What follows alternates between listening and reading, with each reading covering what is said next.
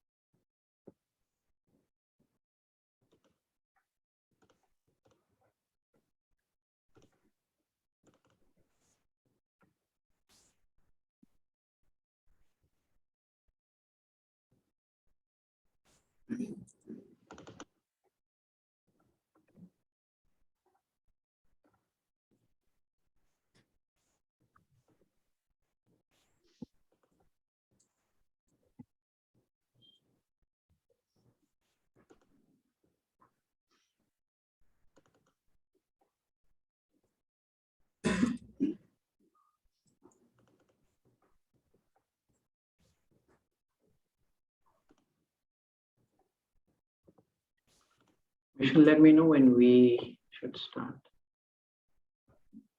I think we can start. Yeah. Okay, all right. Let's get started. All right, so yeah, Michelle, you can kick it off and then I'll take it up. Awesome. I have to click on all the buttons to unmute and turn my video back on. Hello, everyone, and welcome. As you may know, I'm Michelle Herrera, Senior Program Manager for Partnerships and Resources at Resolution Project. As you know, with every webinar, we are expecting a few more people to join. So you'll see them trickling on as we begin. I want to thank everyone who was on the call for joining. Our last installment for this 3 rounds of webinars with the Center for Awareness Training and Development. This is a business accelerating bootcamp, so it's the final culmination of all 3 webinars. We are so honored to have our facilitators today. We ask that while the facilitators are presenting, we ask that you keep your audio on mute. However, there will be times to ask questions and engage. When those times come up, please ask questions. We want to hear from you, and our facilitators want to hear your thoughts. And now I am honored to turn it over to Aziz Ullah. Yeah, Michelle, thank you. Hello, everyone. Good evening from here, Doha, Qatar. I am Azizullah. I will start my introduction that I am a guide with the Resolution project. I had the opportunity to work at the Resolution project back in 2018 and 2019. I worked there for around 12 months. It's great working with the fellows community, and I like since the first day, I feel a Resolution is my home. And that's the reason when I came back from New York, so I joined Resolution as a guide, and then Center for Awareness Training and Development is my enterprise, a venture we started 10 years back. We have scaling up our impact not only across Pakistan, but internationally. We are working on different projects. Those are virtual projects, but of course, we are trying to share our knowledge and expertise with the entrepreneurs and change makers. So it has been a great journey so far with the fellows, sharing as a guide, and of course, as a subject matter expert in different sessions, helping them understand how this entire scenario works, how this entrepreneurship works. Because we as a startup, when I go back and see my journey 10 years back, so there was nobody to guide me properly. There were no mentors and guides the way you have from the very first day you joined the Resolution Fellowship. So it took us so long to understand what we will be sharing with you in the next 3 days.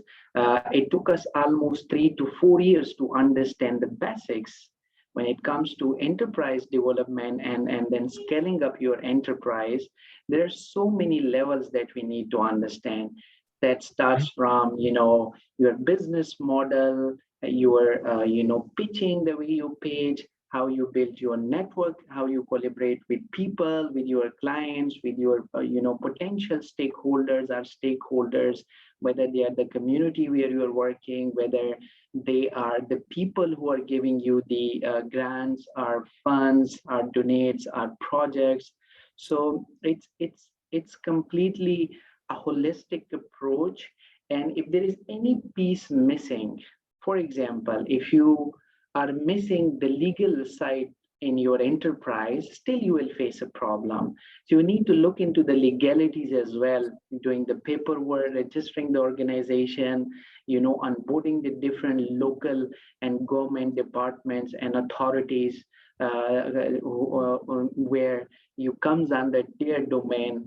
And then, of course, if you are unable to build partnership, if you are unable to pitch and convince investors, donors, or in different competitions, if you are unable to manage your cash, sometimes we face this problem with our fellows. So it's really important that you understand how the cash inflow is working, how the cash outflow is working, and how you need to manage. And then, of course, how to work in a team.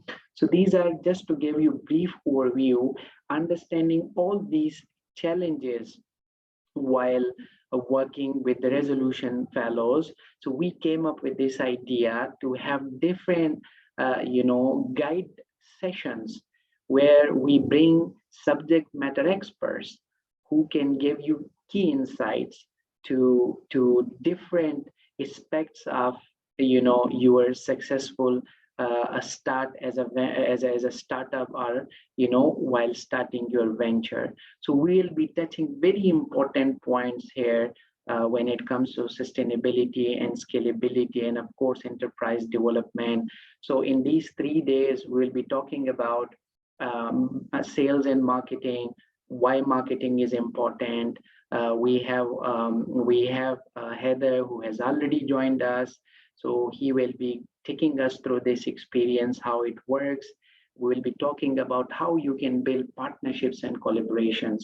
Then there is a business administration, how you will administer day-to-day activities, your operations, whether the HR, whether the financials, whether the logistic or the administrative.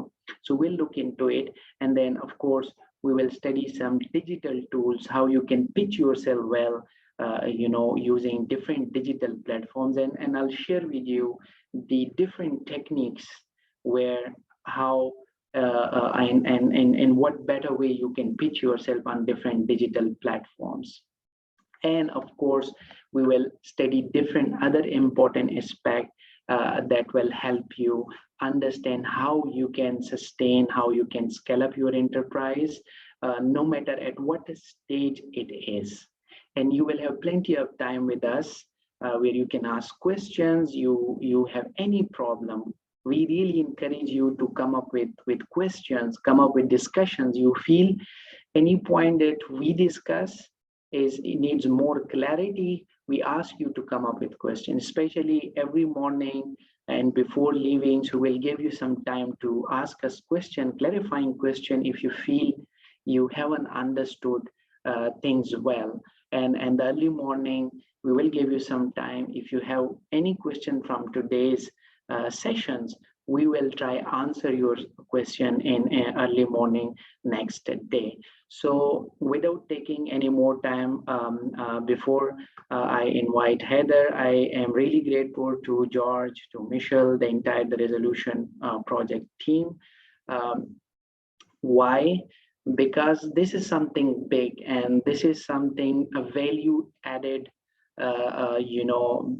thing to the fellowship. And this has really, we have really received good feedback from the fellows in our previous sessions. So those who have attended previously, who are in today's session as well, you know how it can help you. And those who are here for the first time, so we really want all of you to have something with you so that you can write any important thing with you. We will be sharing all the presentation activities in a folder. Once we are done with the sessions, we'll be sharing this folder with you. But still, if you miss anything or if you have any question, just write it here. We'll be here to help you and we'll be here to answer that question. So thank you everyone for joining today.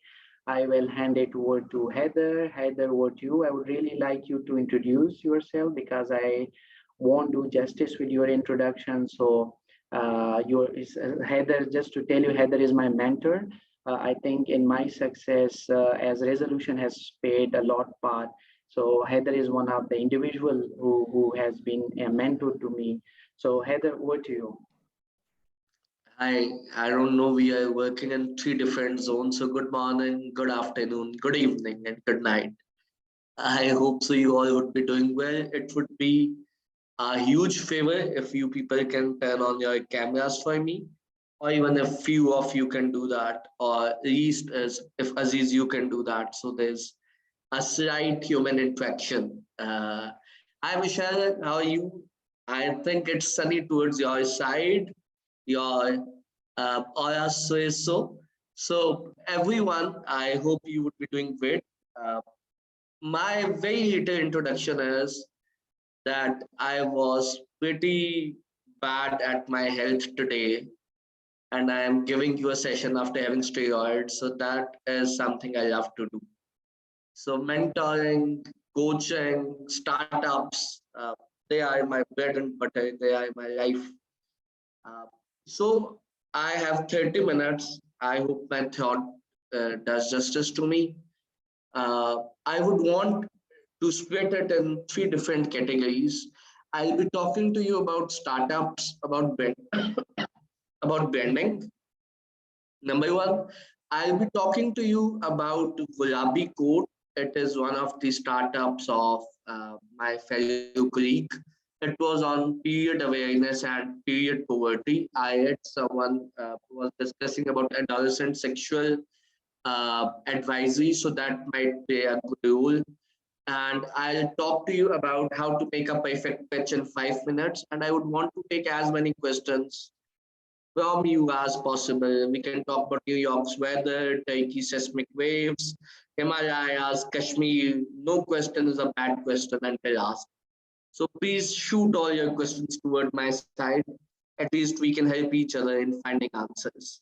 So I'll start off with my presentation, and you can use your chat bot as much as you can. Start up there.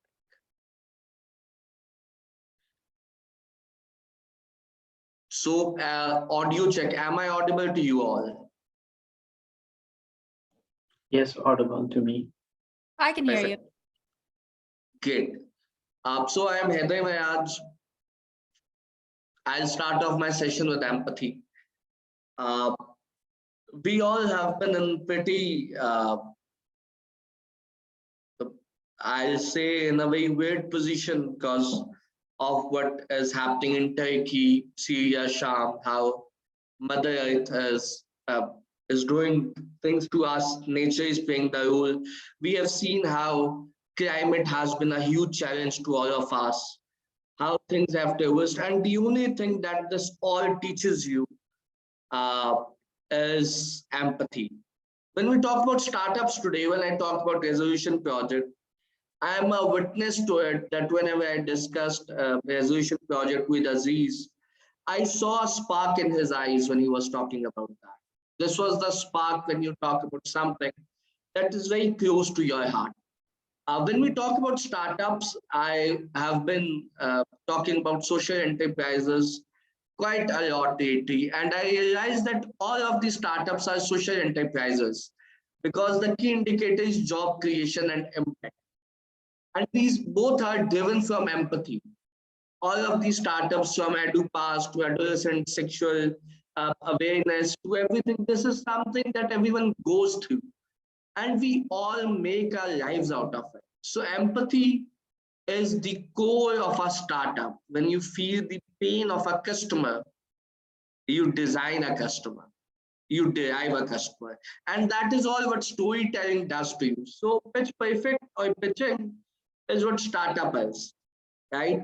And all of us have access to social media. So we do not, we necessarily do not have to follow the traditional marketing tools.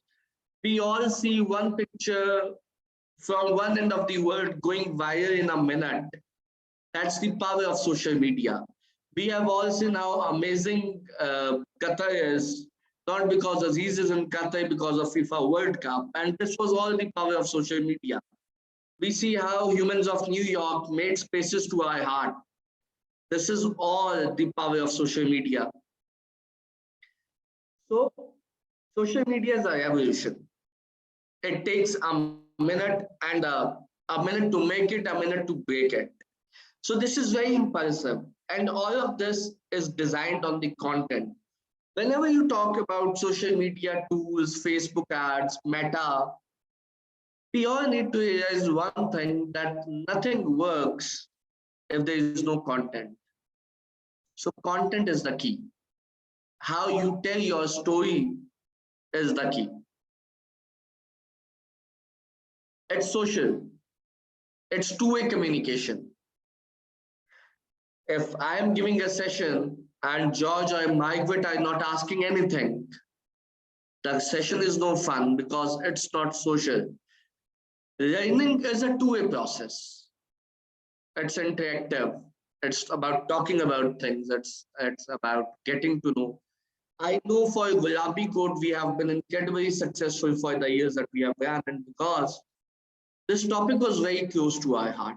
When we talk about resolution project, when we talk about any other social enterprise, we are finding solutions to the problems we once faced.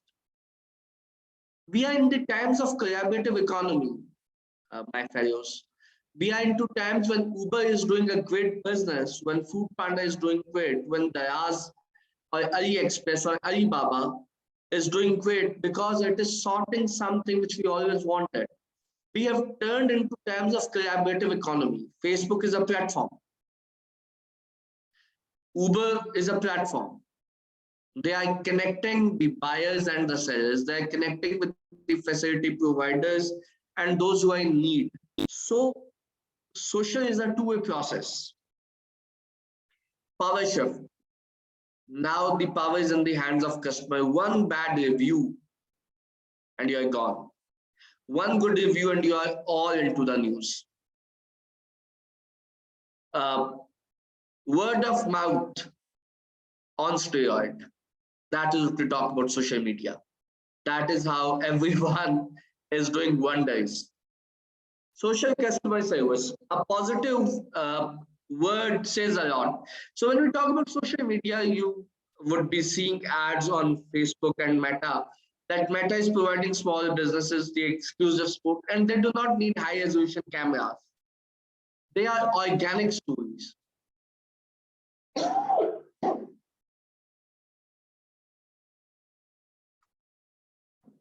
So social media customer service is very important. When we talk about businesses, you need to ask them what they need. Once you make what they need, you need to take their review.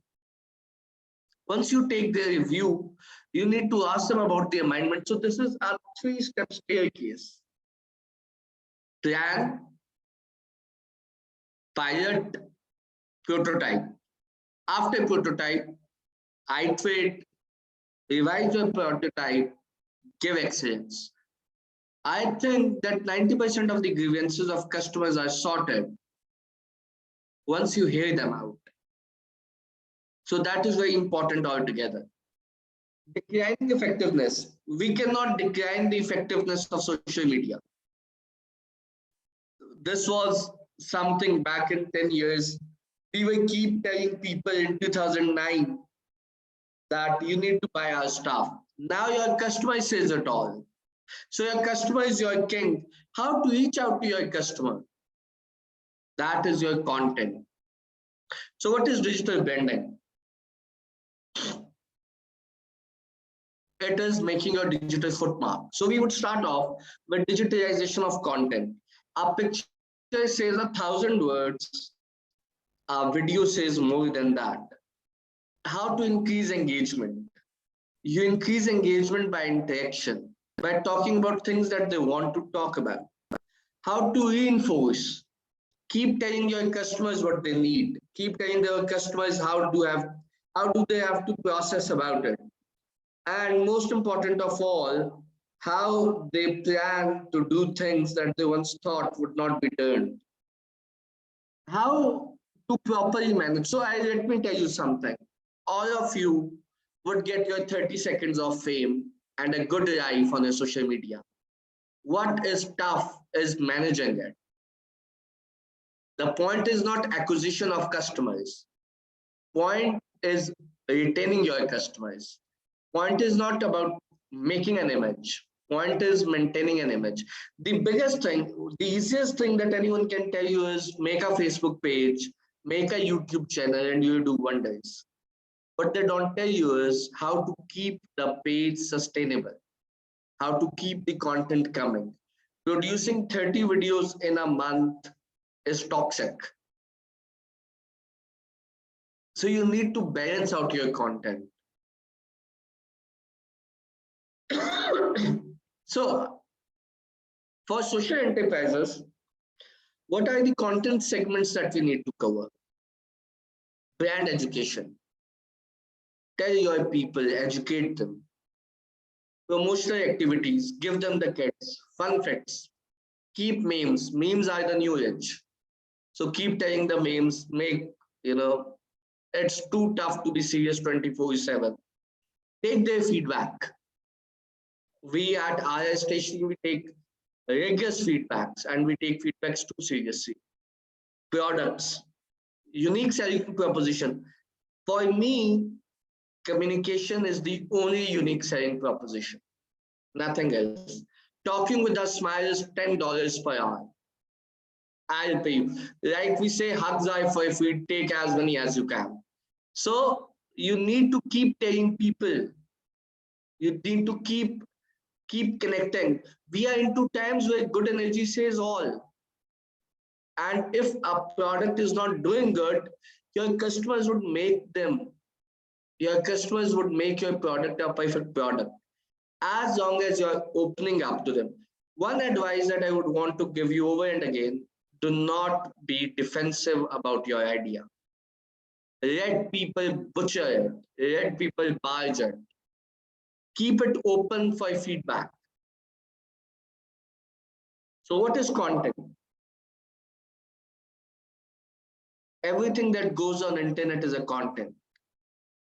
Everything we produce on digital landscape is a content. Nike just do it. Very powerful campaign. So communication is the key. So how do we rank? We have this something from a multi-millionaire serial entrepreneur. He says that the skill of the copywriting is one of the most valuable. The person who writes the caption is the most powerful person because he's telling a story. Keep it short, keep it candid, keep it crisp.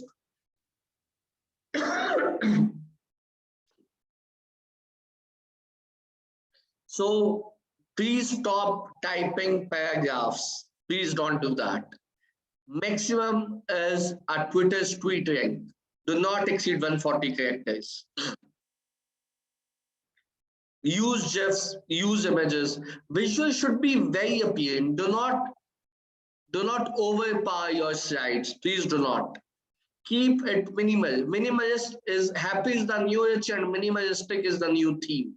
So please keep doing that. Look at all the top logos. You would not find anything.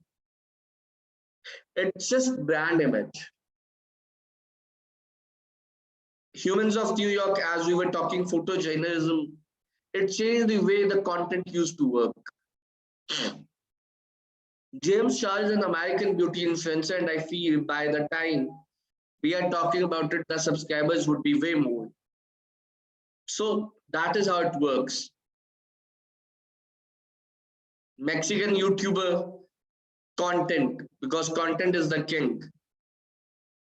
We have another YouTube channel Zyadari vlogs, stand-up comedy is a very good thing to keep your organization, keep your content busy.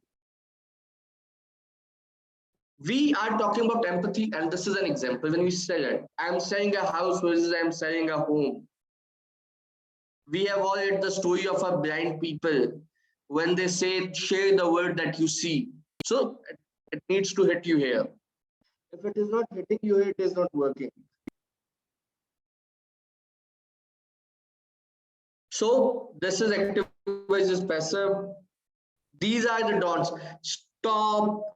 I beg you, stop putting 100 hashtags and they are all lame. Hashtag does not work like that.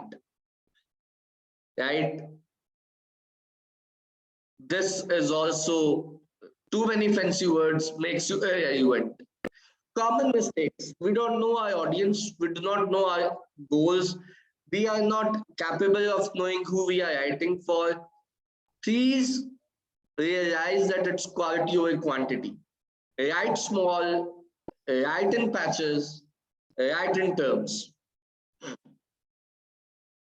Creativity is a core competence, and that is the only edge. Know your strength, skill, and startup. Consider your own barrier to creativity. Embrace yourself. Fall in love with yourself. You do not have to change for people. You are in love with yourself, you'll be in love with your idea. I'll move on to my next slides. I have found for you this. Aziz, can you see the Gulabi code slide? Right now, no, we can't see it on the screen. Okay, let me. And just for the fellows, so we will be sharing all these presentations with you so that it's in your record, so that you can refer back to it. Okay. So this was a social project done by my fellow colleague and mentor, Ida Rafiq. She did it for as a social enterprise project, and she ran it for 1.5 years. Gulabi is the translation for pink in Urdu. Not Urdu, Urdu come Punjabi.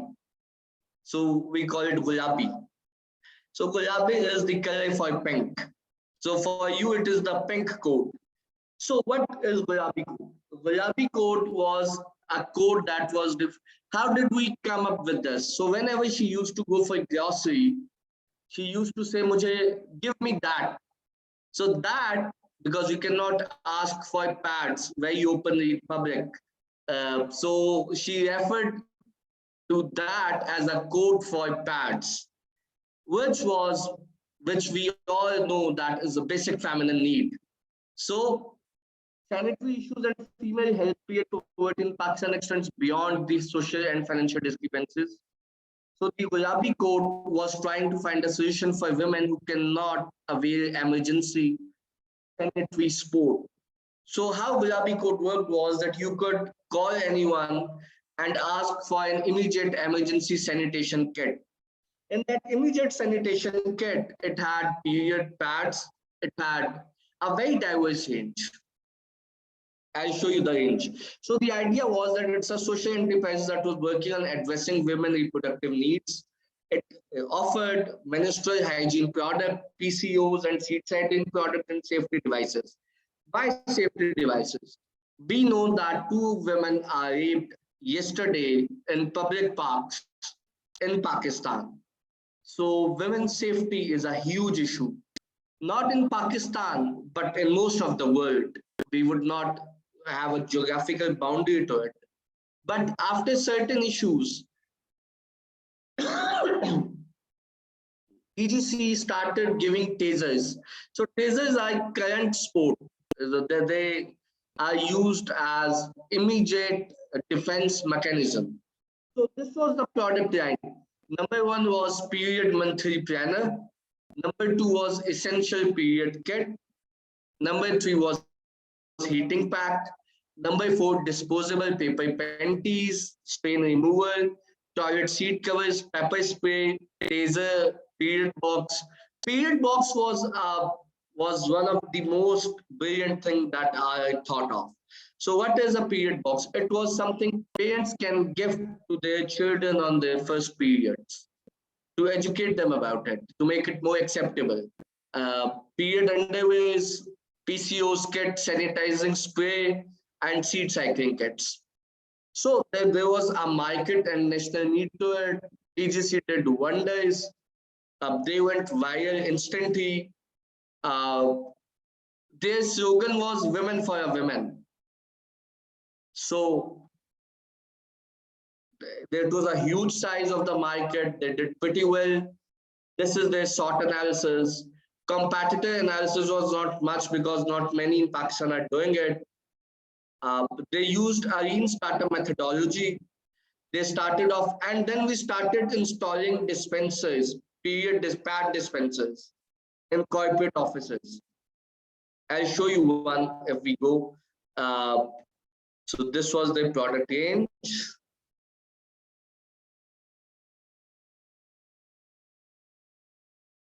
This was the pad dispenser for free pads to women employees.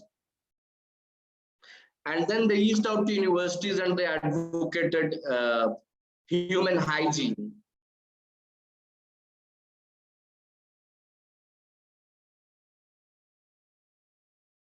So they did pretty well. They had 30 to 35 orders.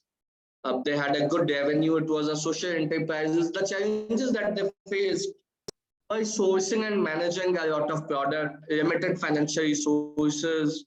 There is a strong taboo associated with administration. So making sale has been a greater challenge. I hope I covered it well. So I'll move on to my final bit of the session. How to make a perfect pitch. With your permission, Aziz, can I close the slide? Yeah, sure. Great.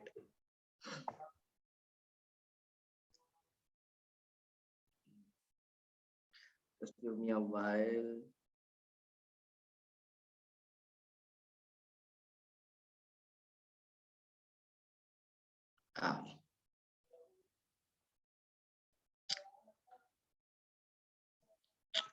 Can you see my screen? Okay, share screen.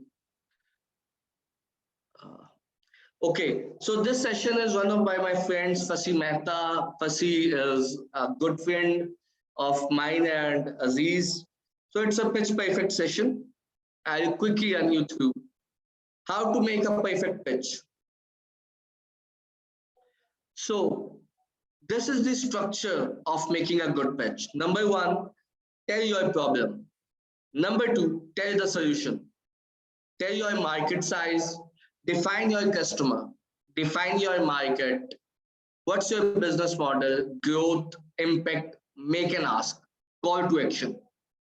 There are three kinds of pitches: 15 minutes, 3 minutes, 1 minute. All you need to do is you can either summarize it or clutter it. It has to be in a structure. 3, 5, 15.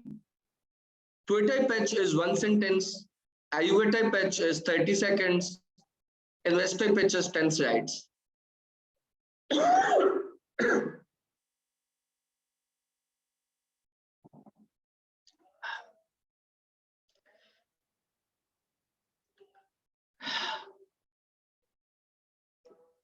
Know your audience.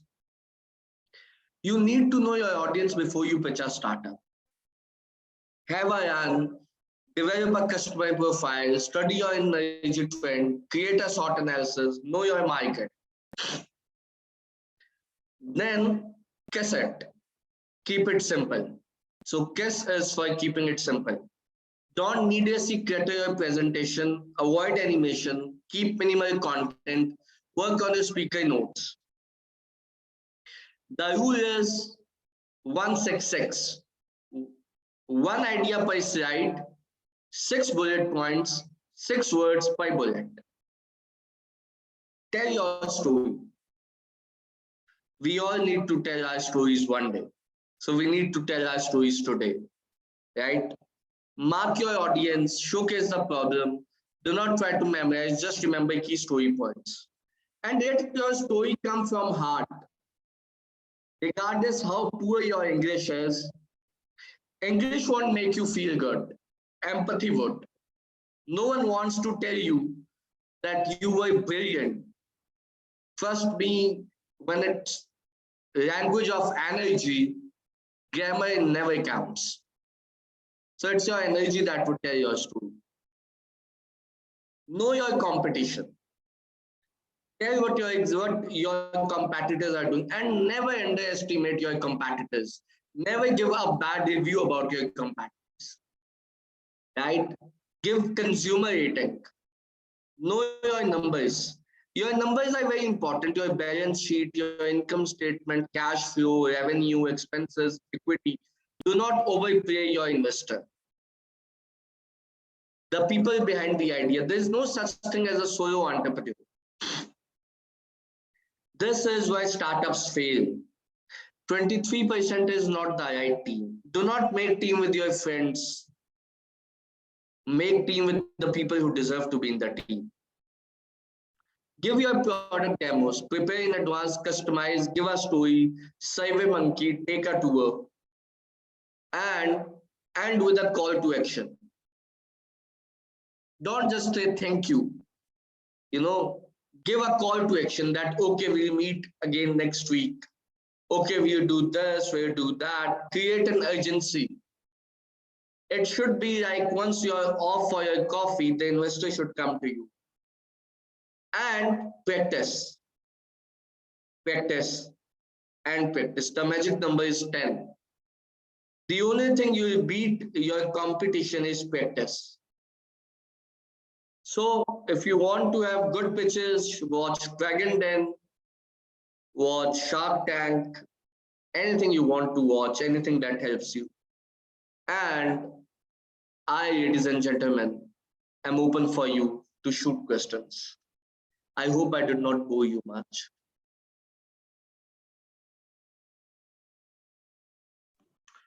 Yes, we are open to questions. So I know we went a little quick on these presentation, but you will have these, right? Haida, I would request Haida to share it with me.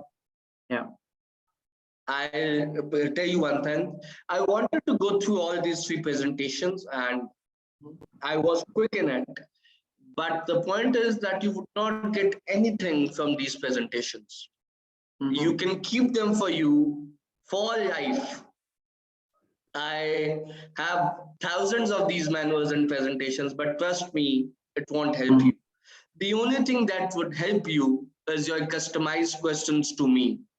The communication that you and I would do would stay with you. The rest. Yeah. And just to add to it, we have multiple things that would be, that would be explained in the later section as well. And then probably on the second and third day as well, we will talk on pitch as well, business model pitching. So few things would be discussed in detail there as well. Yeah, question, we're open to question, any question. You can either unmute yourself or you can just drop your question in the chat box. And remember, we love questions. We, as a trainer, as a subject matter expert, questions help us. Because questions are your personal experiences. Exactly. These sets are our personal experiences.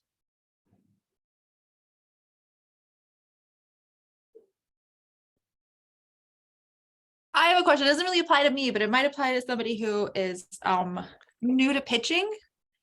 If you and I loved how you were taking notes all along.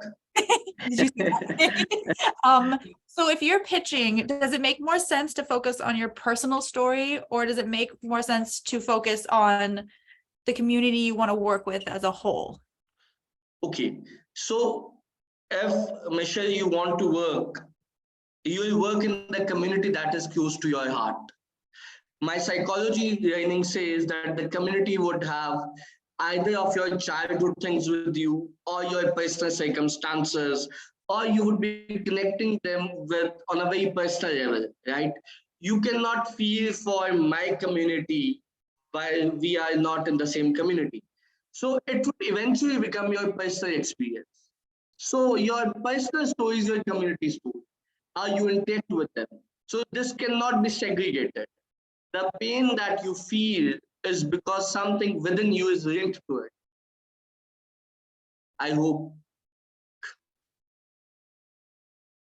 you are mute. That makes sense. Yeah, to connect it to like yourself and your community. And then you would have a story to tell. For example, if you're working on malnutrition, it would be that you would be around that area, you saw someone you felt fond of, and how the malnutrition devastated the community. So that's a story. Or you would feel that how blessed you are and they are not, and a level of empathy, how God is not fair. So this entire story would derive from that experience. Yeah, and Nathurinda, I think you have a question. Yeah, go ahead. You have raised your hand. Nathurinda. All right, Nathurinda, thank you. Can you hear me? Yeah, we can. Absolutely, Nathurinda. Okay, so I'm Nathurinda Emmanuel, the co-founder of Cocoa Poultry Farm. So my question is that does the way you tell your story change depending on the audience? Because you talked us of being aware of our audience. Let's say, does the story have to be consistent, or sometimes how you tell your story Okay, Nathurinda, can be affected I'll by give you your an audience? example. Thank you. I'll give you an example. While you pitch to Michelle would want to see how your startup is impacting the community. So you would tell on the upper privileged way. You will tell how you are doing wonders for the community, how you are providing organic farming, poultry, how you have given people job, how you have engaged community, how you are educating them. So that would be a different ballgame. If you are telling it to me or Aziz as an investor, you will not be on a privileged position. We would be on a privileged position. You will be making an ask, like you would want us to invest.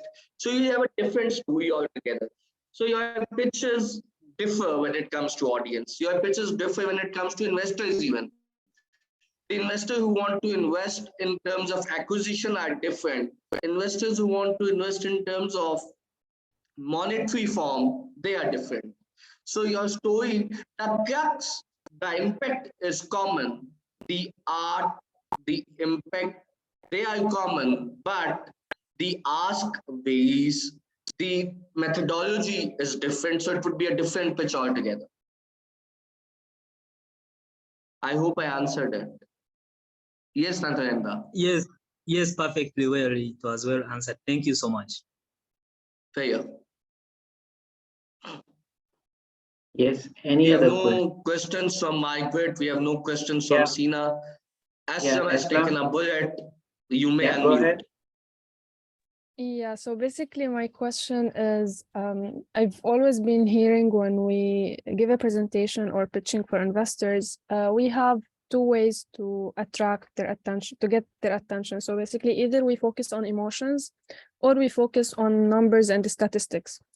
The difference is when we are too emotional in our presentation, we make an instant impact that will fade away with time. But when we focus on statistics and numbers, the impact of it will last because we're targeting their brains basically. How do we do this combination, and what's your thought about which type we should focus on? Or Okay. So number one, you're doing brilliant job in Rabdan. EduPass is doing wonders. So more power to you. Secondly, you need to realize that it has to go heart and heart. Your story, your first half needs to be your emotional side. That would grab the empathy part. The number two needs to be statistics. There is no pitch without numbers. There is no social enterprise without numbers. So when you tell that how close education is to your heart, that would melt them. And then your number, when you tell that there are 120,000 students that are out of school, there are 150 teachers that need the support, there are 15 buildings that need the residential support, and how education can transform the national dilemma, this would go hand in hand, the way I did it. so it's not either or. Yeah, so it's not either or. They both go together. Okay. Absolutely. And anyone who tells you anything different is playing. Do not believe them. Okay. Both needs to be together. No pitch is without number. Investor is a synonym of numbers. Okay. Otherwise, it's charity. Oh, yeah. I have another question. Sure. It's about, I mean, I don't have good internet connection, so your voice was lagging. I'm not sure if I got everything, but I remember you I mentioned did. something about social media and our targeted audience. And my question is basically, is it possible on our social media accounts to target different audiences at the same time? So for example, funders and investors, children at school, parents, NGOs. Some people say, no, your social media must be focused on one type of audiences, and the others say there's possibility of combination, and I need your opinion in this regard. Okay. Are you hearing me? Yes. Okay. Can you give me a minute? Let me do something for you. Yes, sure. Heather, just quick addition here. I would really like you here if you can quote this, that most of the startup from the very beginning, they want to start on all levels, and they don't have the capacity or maybe the resources. So if you can tell them that step by step, like how once they choose one audience objectively, then move to the next. So this would add more value to the question as well. I'm sorry, Adi, just give me a minute. I'm just finding something for them if I do that. I want to show them the ads, how it works.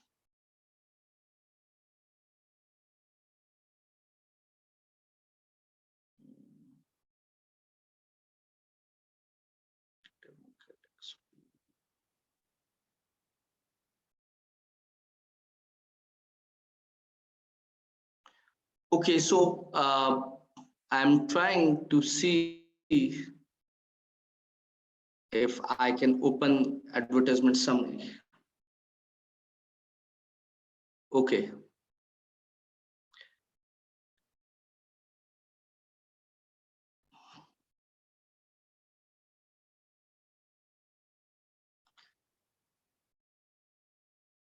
Okay. Can you see the audience? Yes. Yeah. Yes. So it has different universities, if at different colleges, it is interest, right? Interest is something very different, right? Interest says that people from different interests, like if I like McDonald's and you like McDonald's, and if it matches our interest of McDonald's, you would all be in the same category. Got it? Yes. This is age. This is location, geographical dependency. And this all has people, placement, like it was available on their mobile apps, it was Messenger inbox, Facebook stories, Instagram feed. These are the locations people saw from. So now do you get your answer? Yeah. So basically we can If- select multiple locations, multiple Absolutely. groups, and okay. Adi, I know this is Adi, your doable. question. I know this is doable, but my question, is it efficient? Because the type of Yes. post we share on social media. So, Assam, one tip for you, Yeah. do not go too specific on Facebook. When you try to limitize the audience, the results are not okay. Keep it very broad. I Keep see. it open-ended. So basically about education in general. Yes. Okay. Okay. Aziz, your question. Yeah. Thank you. Yeah, I just wanted if you share your experience because you've been working in the startup community globally. So just it would be good to tell them how they can take a strategic start because they are startup, they are venture, they recently have started a venture. Some of them have started earlier. So if you just tell them Okay, how do step not by be step too they hard. can. Do Yeah. not be too hard on yourself. Expectation management is very important. Startups are not overnight success. The day you would want to give up on your startup would be the day when you will start being successful. Like if you're putting up on Wednesday, Thursday is your day of fame. And number two, it is very gradual, very slow. Do not doubt your gut, do not doubt your hunch. Never do that. And most important of all, go very slow. Well, you know, when something is close to your heart, not everyone would get it.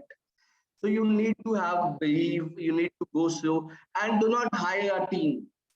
As long as you want to work, do not hire a team. Keep doing things by yourself. Do not put up additional cost on yourself. I remember this was my one advice when I went to Aziz's office. I asked him to bring out his account details, and I said, how much you are paying to this, how much you are paying to this, how you are adding the cost. So your account book is very important. You need to be very good with numbers in your head. Do not overcommit. Do not buy fancy coffee machines for your office. Make it a strong, content-driven organization. George, you have a question, my friend.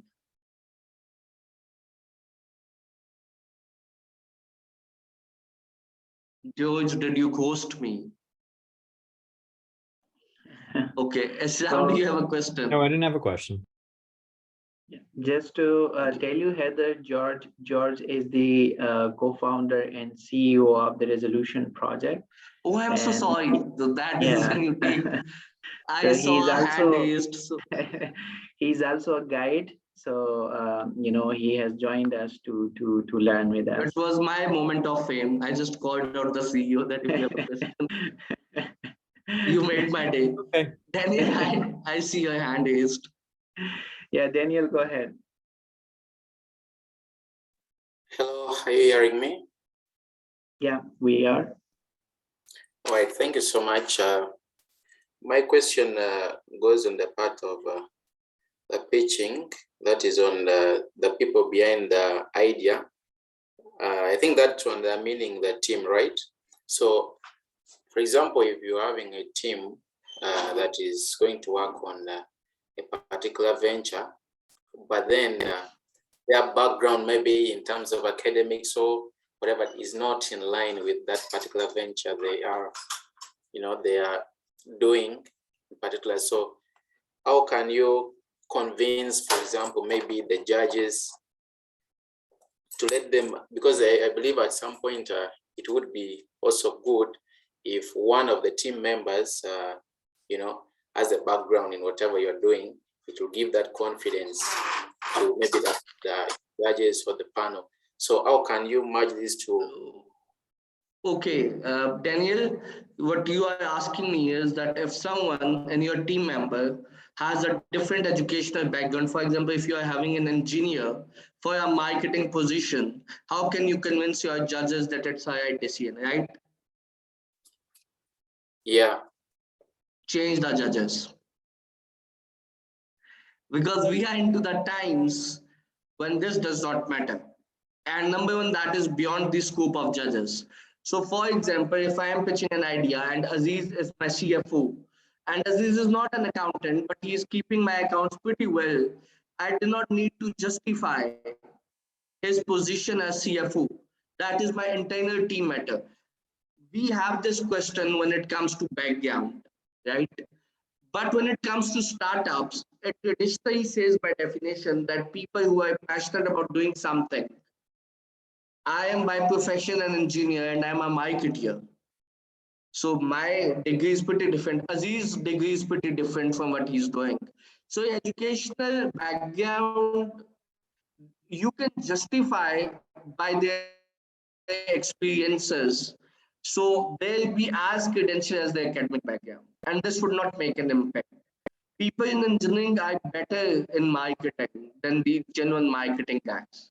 And then you know how your product is. So this should not be a problem. This should not be a problem, I guess.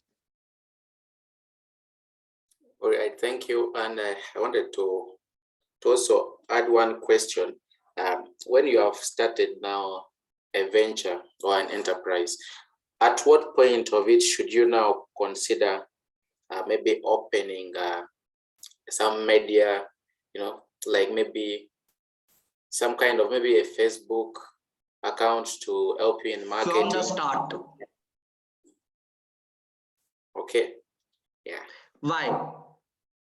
So when it comes to times, it starts bringing credit to your story, right? For example, my agency is working from last 10 years. How can he back my claim? You can go and see my Facebook page. It was created 10 years ago, right? When you open Facebook, it tells you the date of creation. And then your reviews does that. For every social enterprises, social media is a must because it's free of cost marketing tool and a very genuine marketing thing. Every idea needs to come up for the background check to social media. So social media is a must. All right, Heather, thank you so much. I know you were here for 30 minutes, but it took more than that. Thank you for the time. Yeah, Jim, you can have your last question and then we'll move to the next session. Yeah, go ahead. Yeah, Jim, you can go ahead. Thank you, Aziz and Muhammad, for sharing that insightful session.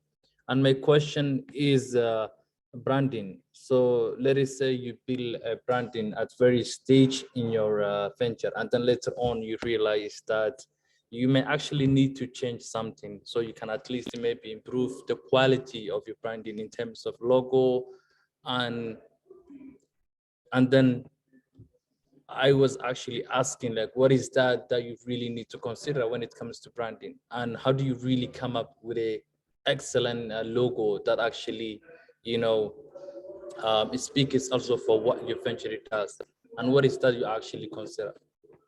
Thanks. Okay, so when it comes to logo, Jim, it's pretty different. So initially, when you're starting up a company, you request a friend or someone to support you by designing your logo. You have a very naive idea how it would be. Because you're starting off, you would want everything in one logo. You would want a book, a pen, a moon, Desiree Street, Times Square, everything in one logo, right? And then you change your logo after 3 years, within 3 years. So it's a normal timeline for every organization that they changes their logo in 3 years, because then they are groomed enough, they are mature enough, and it becomes a different ball game altogether. And logo should be minimalistic, typography, black and white, simple, nothing fancy. Okay, thanks. Because I was thinking if there is anything that you have to make sure you feel better. Okay, thanks. Thank you. Thank Any you. other Thank you so question? much. Yeah, Heather, anything? I have a quick I question. think it's okay. Yeah, That would be please. the final This will be question. the last question. Yeah, I apologize. Basically, you mentioned something very important. It's one of the biggest challenges we have. It's you said we should not hire a team, but rather we need to do the work ourselves. Can you elaborate more on your point of view? Okay. As when you are starting off, you would be doing the outreach, finances, content. Yes. Then you are going up. At EduPass, you would want someone to design content with you. Yeah. You will go for a collaboration. Do not offer stakes in company. Do not do a mistake of making them a co-founder. Barter. Do not pay them because you don't have anything coming in. So what you would do is you would ask them to support you as a social cause and volunteers. Once you start being paid, then you can hire a team. Okay, and if you have Otherwise, people who are doing it for free would not do it as impactfully as you can. Okay, I see your point. Okay. Thank you. Thank you. All right. Yeah, Heather, any concluding remarks? Thank you so much. It's always a pleasure to be with Aziz and Resolution Project. I am reachable on my email and LinkedIn. I'll be more than happy to help you at any points in your life if I could contribute my 10 cents. You all are doing amazing work. The universe needs you. Thank you. Thank you, Heather. And we would really like to see you as a guide in the resolution guide community. I'll share more details with you Sure. because I have joined for the past 3 years. And then, of course, like You are doing amazing work, Aziz. Thank you. Thank you very much. I'll share more details about that on WhatsApp. But thank you very much. And on the behalf of the resolution project, on the behalf of the fellows, on the behalf of George and Michelle, thank you very much. And please take care of yourself. Thank you, for Michelle. this. Sorry, George, for calling you out. It was a pleasure. Thank you. No trouble at all. Thank you. All right, so awesome. I know because of the time frame we have for each session, so you might see somewhere the experts, the trainers will go fast, but that doesn't mean you won't have access to these materials. So we'll share all these material in a folder where you will have all the presentation, all the activities that we will be doing. So we will jump into another session that I'll be taking a lead on, which is very much connected to how you can be more creative with your brand, how you can pitch yourself. It will tell you more about this conversation will go deeper into whatever Heather has discussed here. So I would really like you to come up with questions. You will find a lot of things relevant to you that you can pitch on social media, on a different platforms. As Heather said, it's free. So we will go and explore this more in a bit and in a detail. So this is important, even just to mention two things. Even if you're not going with ads, first thing is ads are pretty important. Like as Heather showed you, we at CATED, we do run ads because doing that traditional marketing is more expensive and less effective than going on ads through social media or running an ads through social media. So the techniques you see here is not only limited to going for paid ads. It could be going for organic post or for organic marketing, social media marketing. So let's not just keep it when we hear the word ads. Let's not only limit it to the paid ads. It also refers to the organic or the free post or ads we put on our social media. So we will little bit discuss about how you can create in ads, creative ad strategies, write an engaging caption, select right to call to action button. So call to action button is extremely important. If you take it to, let's suppose your pitch, you need to have call to action button. If you want to put a post which has text, put a call to action button. If you want to put a picture in your post, when you're putting something or your business account or your venture account, remember this all is for your personal as well, but more we want you to, if you have your own enterprise account, so we want you to apply all those techniques on your enterprise business page. So this will help you have more followers, engage with more customers or maybe potential your stakeholders. So these all things mostly we encourage you to apply it to your business, and of course you can apply it to your personal as well, where for example if you're running your own YouTube channel or any social kind of initiative.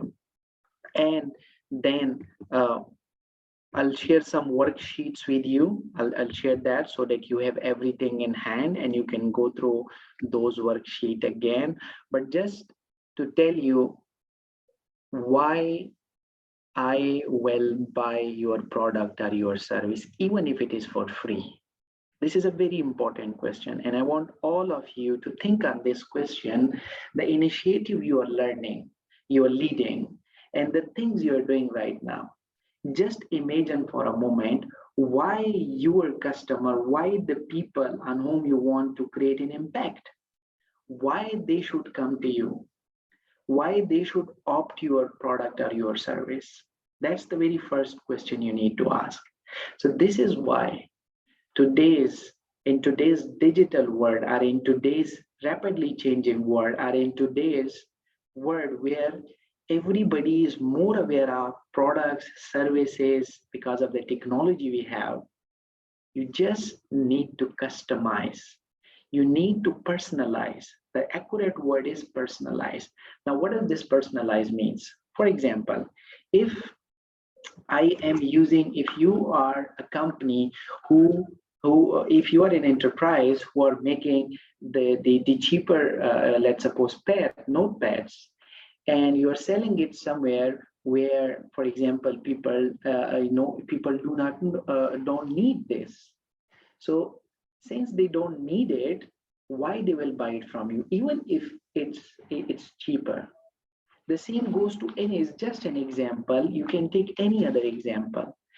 Anything that is my need, people buy for two reasons.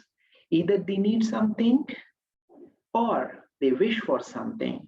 So as a startup, I realized this after a few years, that we need to understand that it's not that if your idea is amazing, it is about the customers, it is about the people, it is about the community who will be availing your services or product. What is their need? What is their wish? So you can either target the needs or you can target the wish. Now imagine for a while, take a minute, think, the idea you are running right now, where does it fall? Does it fall in the needs or does it fall in the wish? So if it falls in any of it, people will come to you of any gender. But if it doesn't fall, nobody will come to you. So that's why even if you're running a social enterprise, a non-profit organization to create an impact, still you need to personalize your services to the people of the community. That will help you, that they take more interest in whatever you are providing. So that's the first thing you need to understand. And the same goes to the social media where we run our ads or we post things. Come up with things that are personalized. Post things you think fulfills the needs and the wants or the wish of the people. Then they will engage, they will like your post, or they will engage with your video, they will comment, and they will text you, they will message you. So keep this thing in mind, that have a personalized approach. Do not go generalized when you're posting anything, right? You know your audience, if you know their needs, if you pitch things as per their needs, of course they will interact with you. And remember, choose the best creative components of your ads. Now there could be different components, right? For example, you can post a video, you can post a picture, you can post simple text, but picture is better than text and video is better than picture. So choose which creative component you want to use. Now I will take you through. This is really a great hour because I have been running this presentation with a lot of startups, in Pakistan specifically, and across other regions as well. And you really need to understand the technicality of how you post on social media. You need to understand how we post and what component does it include. The very first component you see here is the caption. The text we write with a picture is the caption. And remember, as Heather told you, caption should be, keep it simple, precise. We recommend you, Facebook, it's as per Facebook research, it recommends you 130 letters. So keep it like to probably just one line, or maybe 1.5 line. Don't make it too long. People won't interact with that. This is the caption, the The part where you write things is the caption. Then this is the creative, your video and your picture. If you post a video or if you post a picture or any visual thing you include in your post on social media, that is the creative. The third important element is call to action button. Now, it has two things in it. One is you can include call to action button. For example, if you are running it through Facebook, so Facebook has an option of call to action button, call me, book now, read more, message, WhatsApp, and a lot more. What is your call to action button? Do you want people to book your online book, let's suppose appointment? Do you want them to visit you? What is your call to action button? That is the first part of it where you need to include it in the kind of call to action button. Then on the top, in the caption button, if I go back here, this is really important that you really need to tell them, you really need to include call to action button statement. For example, available for takeout and delivery. So this is call to action. It means we can deliver. It is available for takeout. So you can either come take it out or we can deliver it to you. So this is call to action button. This is call to action, words are a statement which you need to include in your every post that you do on social media. Remember, you have LinkedIn. I'll share the framework with you later on, like what kind of platform you can use. You can't use all, you should not use it all because it takes a lot of time, but we can screen which one is important to our venture. So you have caption, you have creative, and you have call to action. But any post you do, if it has these three components, your reach and your customer interaction will be good with these call to action buttons and with these elements included in it. Now, those are the components of the ad. Now let us go to some ad format options. What options we have? This is interesting. Single image. Now you really need to understand, this is very technical, and I'll share more resources with you where you can go and do some free courses, marketing courses that can help you scale up your impact. And of course, it can bring you more people and customer. Remember, single image. The single photo you put on your post is the single image. So you can put a picture, post, anything with it. Remember the three components of the creative, or three components of the post. The second component of it is the video. You can either go for a picture or a video, right? Then the third important platform is cursor, right? I'm pronouncing wrong, but it's a cursor, right? So what does this mean? This cursor, you can take up to 10 pictures or 10 videos. You can post it on a social media. People can scroll it from maybe right to left or left to right. This way, in a single post, you can post multiple things. So if you are not using this carousel, you need to start using it. Sorry, I'm struggling with this pronunciation, but this is very powerful. So we have been working with startups who are using these, and it gave them pretty good results. So if you're not using it as a startup, as a venture, as a founder of the venture, you're missing on big things. So now think for a while. Do you only use single images? Do you also use video? Or have you been using this carousel or not? If not, you need to start using this. Then we have slideshow. Of course, you can upload multiple pictures, and those pictures are converted into a slideshow. So you can post on a slide, especially on a Facebook, right? So then we have collections. On collection, you can post up to dozens of pictures. For example, you have any product that has a variety of things in it. So for that single product, you can take different photos from different varieties of it, and you can post it as a collection. So it's there. You know, you will find it on Facebook and on other platforms as well. Then instant experience. So this is another kind of, you know, tool which you can use where you know, the people can land on your page and they can have a good experience. But these first 5, collection, slideshow, the carousel, video, and single images, these are very, very powerful tools that you can use, you know, in order to engage your customer with your business page, with your venture page. Why? Because they interact with you, because they know more about your products and services. Why? Because you need to sell more product or your services.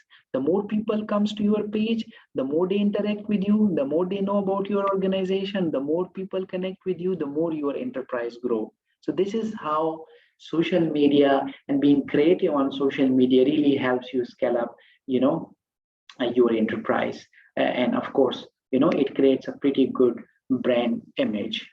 So any question for now? I will have question answer session in the later, but if so far anything is there in your mind, so I can take 1 or 2 questions before I move ahead. If not, you can just tell me in the chat box, okay, good, or yes, then I'll move ahead. I'll try and make sure that I'm with you and you are with me, of course. Gift, did you have a question? Any questions so far? If not, Yes, then I did. go ahead. Thanks. This is really helpful, Aziz. I think one of my challenges is with ads and social media. If you target audience, for example, they do have phones. I mean, there's a large population of people, even the low income, have phones, but maybe social media isn't their direct. Okay, this is an assumption I'm making. I'm assuming that most of the people that come, for example, to the hospital or clinic don't go to look for don't go to social media to look for where the closest clinic is. Maybe there's a higher reliance on traditional ways of marketing in that instance. In what ways would you advise for us to still maximize social media, whether it's for target audience or maybe for, you know, fundraising or other aspects that maybe we are blind to with our assumptions? All right. So this is really an important question. One thing we need to understand, there is no fixed approach, there is no one approach to, you know, scaling up your impact or growing, right? There are multiple approaches.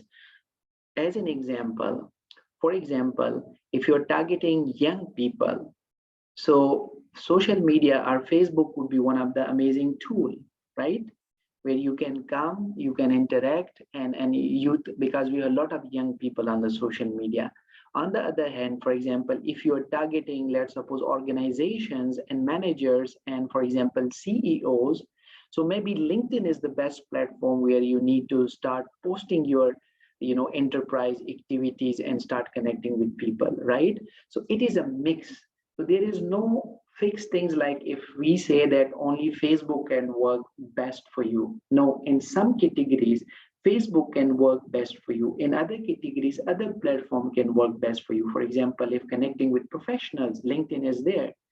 For young people or for something, you know, connecting with a wider audience, Facebook is here.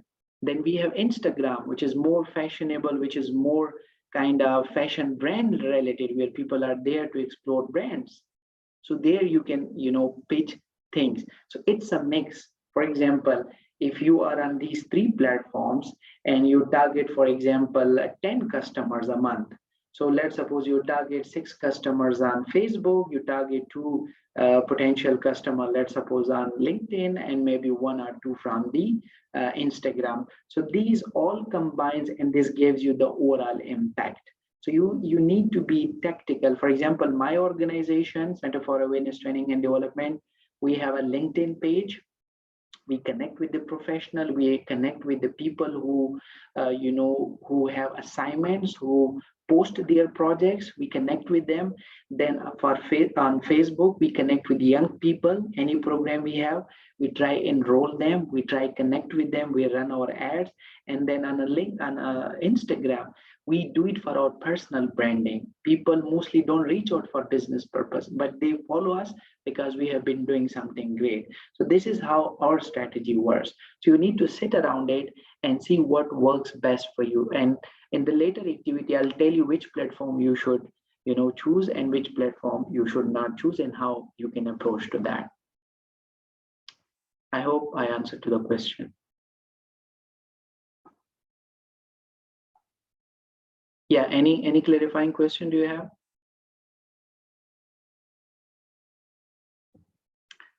All right, let me see. Okay, of course. All right, let's go and learn some more about creative ad strategies. These are all, amazing strategies that would really work for you. Now, let's go to ads, how you can make your ads. Again, I'm repeating, don't only think of paid ads. Don't only think of promotional, activities. Keep it from the both organic and paid activities, right?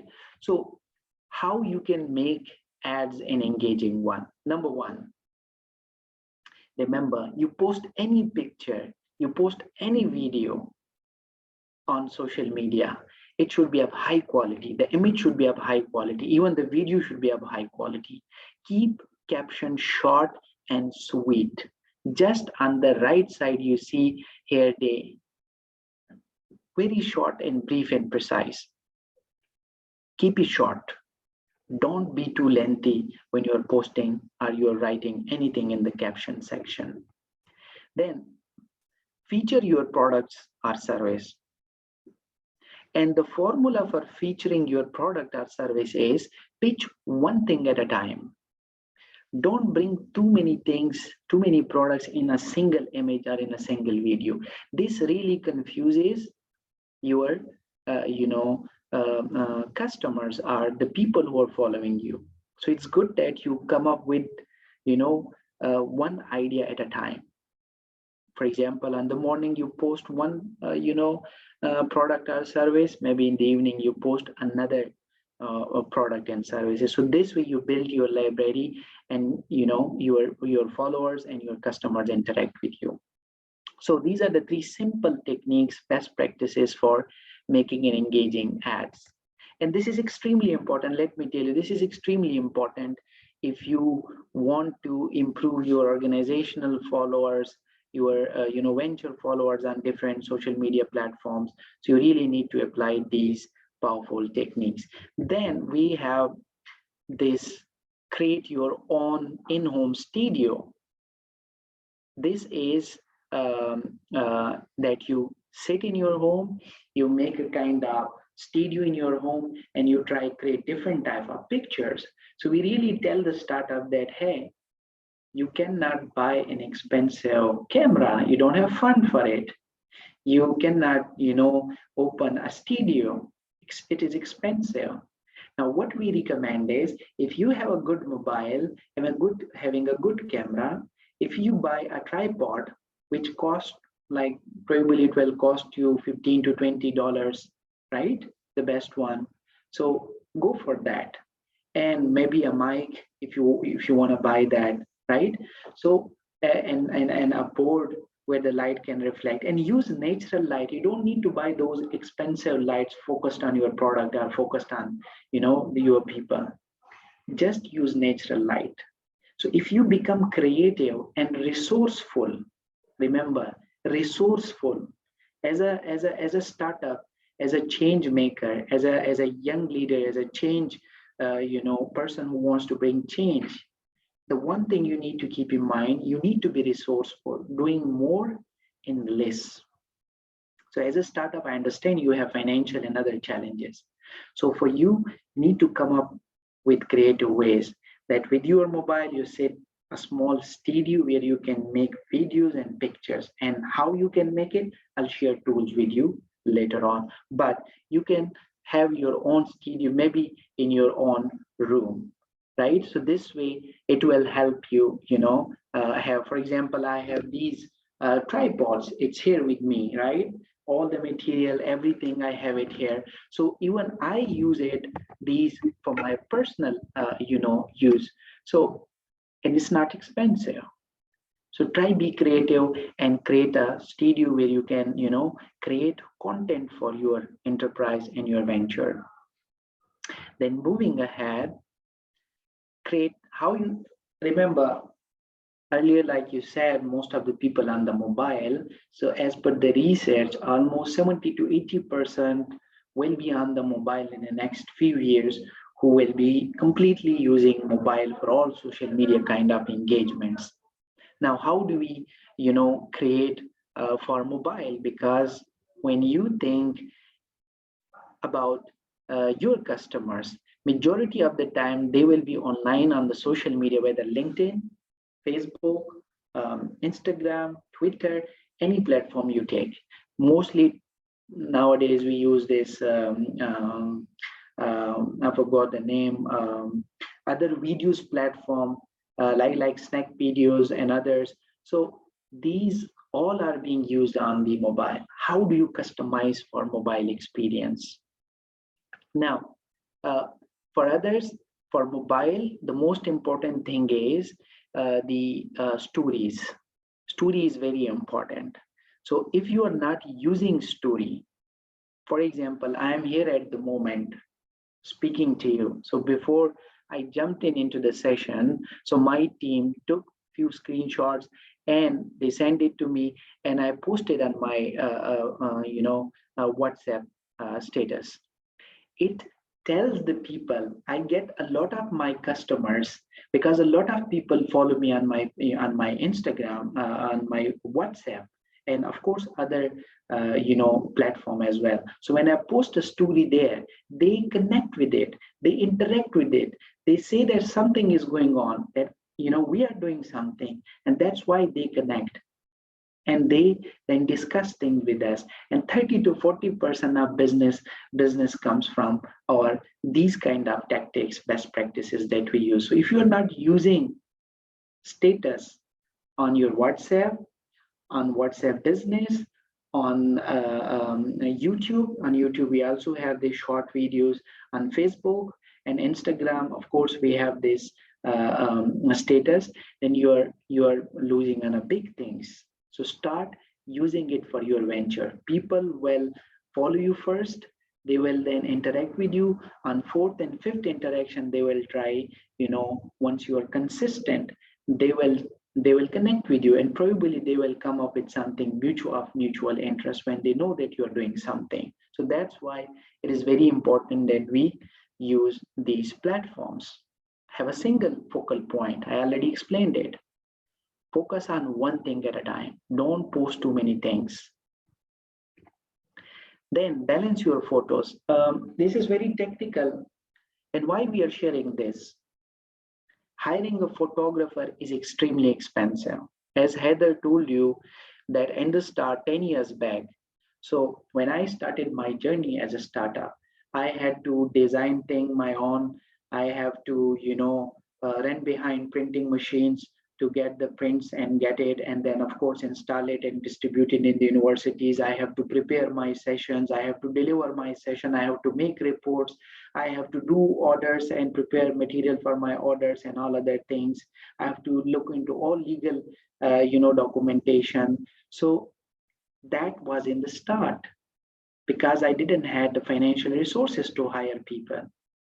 So that is why the more we grow, then we have now team who manages programs, projects, finance. We have now outsourced or audit and other documentation to other organizations. It's because after 10 years, we built our capacity. So you in the start, you will have to do all these things. And that's the reason we are sharing with you, so that you do it yourself. So when you are taking photos, try keep it balanced the way you see it on the picture. The composition is very important. It shouldn't have all the empty space. It shouldn't be too much focused on the material. It should be a balanced one. Then focus on the product and service. Whenever you are uploading any kind of, for example, a status or picture or creative, so try focus on the product. Remember, focus on a single product and single idea. Ensure that your business is recognizable, and that could only happen when in each creative, in each video and picture, you put your organization logo. So this will give constant identity. This will make your venture as a brand in the market after some time. So that's why any picture you create, any video you create, put your logo there if you have it. If not, you still can create a logo, and I'll tell you the platform where you can create it for free. Then best practices for video ads. If you're putting it on video, get attention quickly. It means don't put irrelevant or additional things in the start. Try be very specific. As per research, as per Facebook research, you have only 3 seconds. Remember, if you want to impress me, you have only 3 seconds where you need to impress me with your video, and that should also be without any sound, because by default when I see video on my mobile, so it comes without any sound. So I need to unmute it if I like it. If I don't like it, I scroll down. So the same goes to us. If you want to let your customer, your potential customer or client interact with your video or picture, with your video, you need to grab their attention. So put your most important things in the start, right? Then design for sound off. That technically it means, as I said earlier, that most of the videos are by default they are mute. So make it so powerful, the text, the graphics, the pictures, it should be so powerful that even if I don't turn the sound on, still it should impress me, it should engage me so that I can click on it and I see the whole video, and this way I interact with the video. So this is the 2 powerful techniques that you can use, how you can create for videos. How you can turn photos into videos, this is very important. Again, you being challenged with financial resources, you can't go for paid apps. So there are some free apps which you can utilize. And now how you can turn photos into videos, so like this, into dynamic videos. We have different tools for it that we can use. What are those different tools? Here they are. You can take a screenshot of this, but at the same time, since I'll be sharing these presentation with you, so if you want to create good, amazing photos for your enterprise activities for the social media, these are the different tools. A color story or story boost, type loop. I'm not sure which one is free, which one is paid, but you can explore these. Apology. Videos. Mojo, Quick, Video Shop, Canva. Canva is one of the best tools. I'll show you how I use Canva, how powerful it is. Because I personally, 80%, anything I do, any content I produce, anything I design, any video I make, I mostly make it through Canva. It is a free. You don't need to pay anything. Just make an account and it will work for you. So these are some of the tools that you can use. Now, again, we already discussed this, so let's not discuss this. Just to go deeper into what Heather said is, even on a social media, when you're posting anything I means by anything means anything. Could be about product, could be about your service. Tell it in a story way. You can even tell your story in 2 or 3 lines, the way you see here with the little lemon. Tell your story. In every post, in every art, design it in a way that tells a story. How? For example, this Little Lemon is saying, Little Lemon is a family-owned Mediterranean restaurant. Family-owned. This one word tells the story that the family on it, a family is running it. Focus on traditional recipes served with modern twist. Look at the words. Focused on traditional recipes with modern twist. Owned by two Italian brothers, Little Lemon's menu is based on all our family recipes. Look, it tells a story that we as a family have a recipe and we own it, we run it. It means you as a family come and taste our menu. So you can play with such kind of words to tell a story on a social media when you're posting anything on the social media. Speak directly to your customer.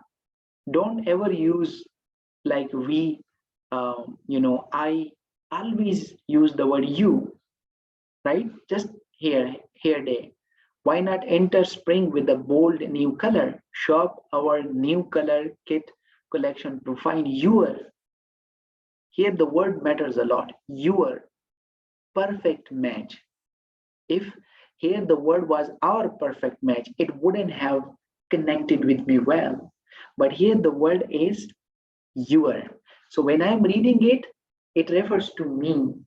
So always speak directly to the customer. This helps them connect well with you. Be consistent. Now, it has two meanings. Number one, be consistent posting on regular basis. And research says that you need to post at least twice a day if you want to be on the top. This is how the backhand dynamics works in our social media. You need to be active. So stay consistent. Post one post in the morning, maybe one in the evening. You can identify your timing, but stay consistent. And then be consistent with your branding. Remember, when it comes to color, when it comes to the way you use your frames, when it comes to your logo, you really need to be consistent. If you have a brand color, let's suppose yellow, so have a kind of combination where every picture, all the picture has the same logo or the same background color or almost similar color to the brand one. Don't put like so many red colors, blue colors, white colors. So try be consistent, just as in the picture it's shown. So whether with the textures, whether with the colors, whether with the creatives.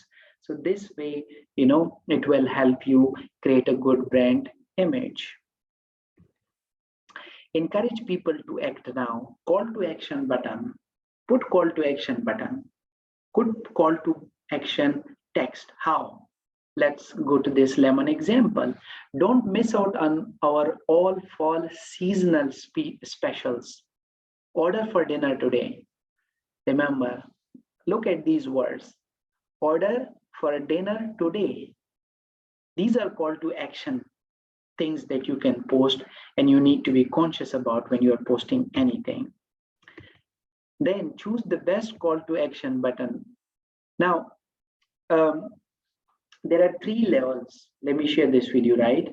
So on social media, when you are trying to attract any customer, it has 3 levels: the awareness, the consideration, and then the final one is conversion.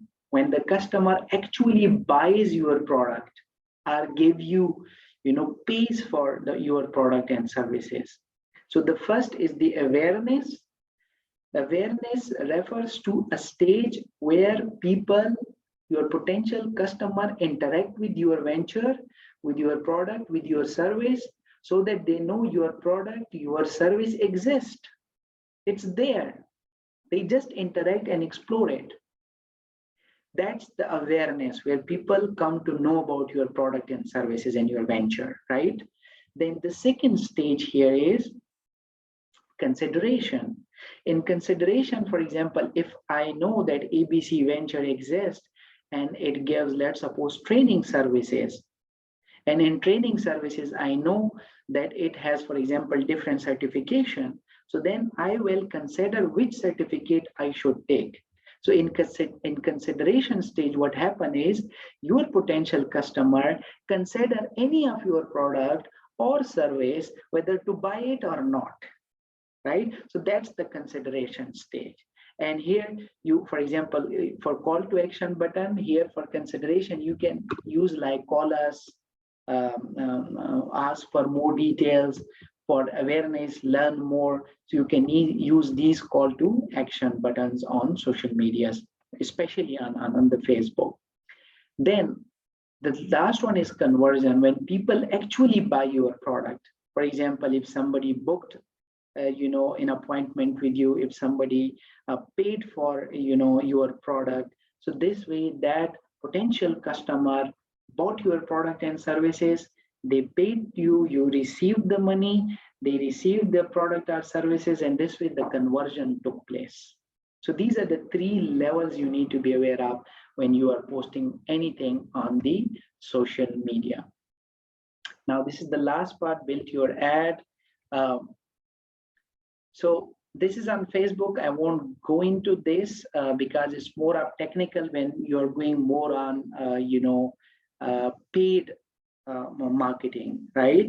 So just in case if you guys want to learn more about how to go on paid marketing, so maybe we can have some additional sessions someday, depends on your interest. But for now, since this is extremely technical, so I will skip it for now.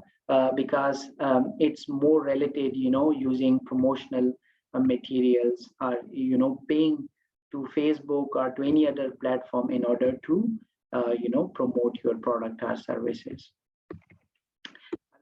These resources, I want all of you to note this with you, meta.com/blueprint.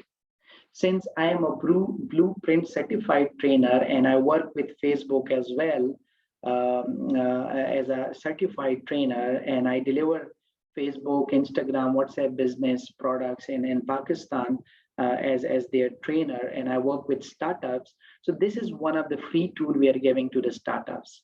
So if you go to this Blueprint, if I just show it to you here, so that you have an idea, I'll come to the question. I'm done with the session. Facebook Blueprint. Give me a minute. Here we are.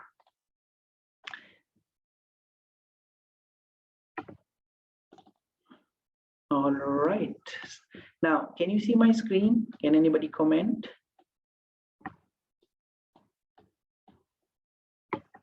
Michelle? Yeah, I can see it. Okay, now this is a free platform, right? I'll share the link here as well. It has everything free of cost, and this is specially designed for the startups, right? So for example, if you want to do any free courses, just come here. If you want to learn about establishing your presence online, building relationship, attracting audience, improving your creative strategies, doing online marketing, then here are the certifications. For example, I am a Facebook certified media planning professional. This is the certificate I have done, right? So you can go and learn this and can get certified in this. Then there are some programs Facebook has, like for small businesses, you can learn more about this. For job seekers, like understanding audience, creating target audience, mapping your customer journey, etc., etc. So I'll share the link right away so that you can have access to it as well, and you can then build on it, capitalize on it, and learn more from these free resources that we have it there. Now I am open to questions. If you have any questions, I was little quick with keeping the time frame in mind, but these resources will back up whatever I discussed earlier. All right, yes, any question you have so far?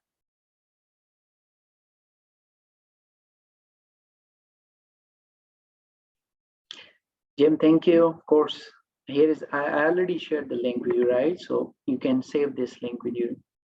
Yeah, Jim, go ahead. Your question. Thank you so much for that insightful session. Really appreciate it. So my question is it actually common that the startups sometimes change not their branding, but their names? So let us say you build a startup and you give a name, but you then realize you actually don't know the reason why you did give that a specific name, and then later on you're like, what is the reason that I actually choose? And then you start thinking about, okay, let me actually change it and come up at least with something that is relevant and actually align with your mission. So then how did you actually go maybe a scenario like that? Right. So it has multiple approach to it, right? So, I mean, you can change the name. For example, my organization name was different earlier. Then we changed the name. So Facebook allows you, for example, specifically on Facebook, it allows you to change the name. And of course, on the other platform, probably they also help you change the name. So it's on you. For example, if you started with one name, you build the brand, and later on you want to change that, you can change it. Even big firms. Previously, I was working with Motive. Previously, it was called Keep Trucking. You might have heard about it, right? It's a US-based, San Francisco-based, unicorn startup. So it named as Keep Trucking. So it only dealt in our trucking industry as a fleet management. Then they transformed to fintech, financial technology side. Then they changed the name from Keep Trucking Incorporation into Motive Technologies, and they did the entire rebranding. We changed everything, every slide, every presentation, every document, names, social media. We changed names on our social media. So yes, if you started with one, later you change the name, you rebrand yourself, you can then change your names and all the materials to rebrand it again as per the new brand you have created. Let me know if I have missed anything.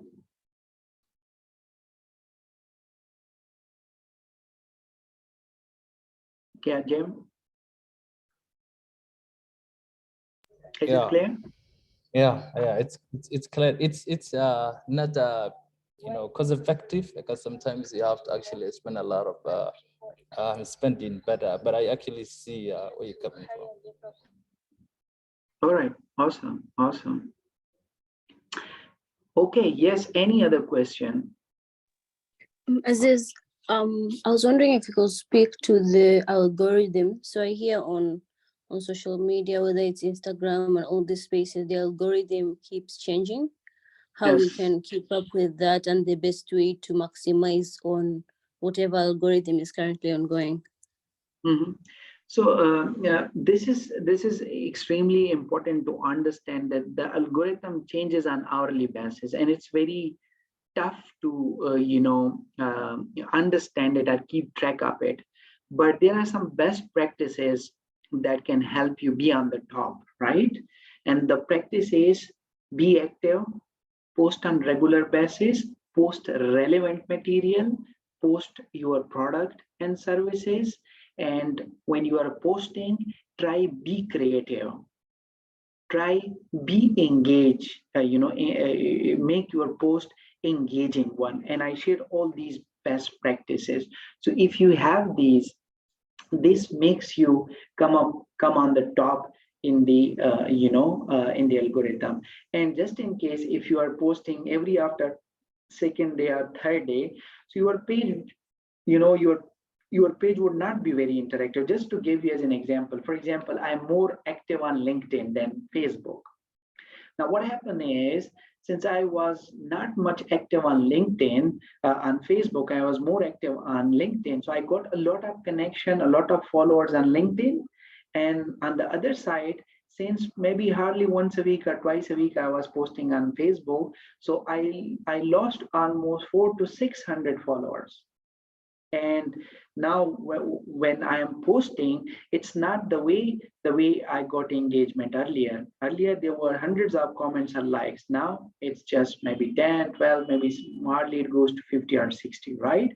Because I started posting on regular basis. Now people are coming and interacting, and I have regained those 600 to 700 followers. And every day, since I'm posting on daily basis, every day I get 5 to 6 or 7 followers. So the formula is stay active, be consistent, be creative, and be engaging. So that gives you more benefit in the algorithms.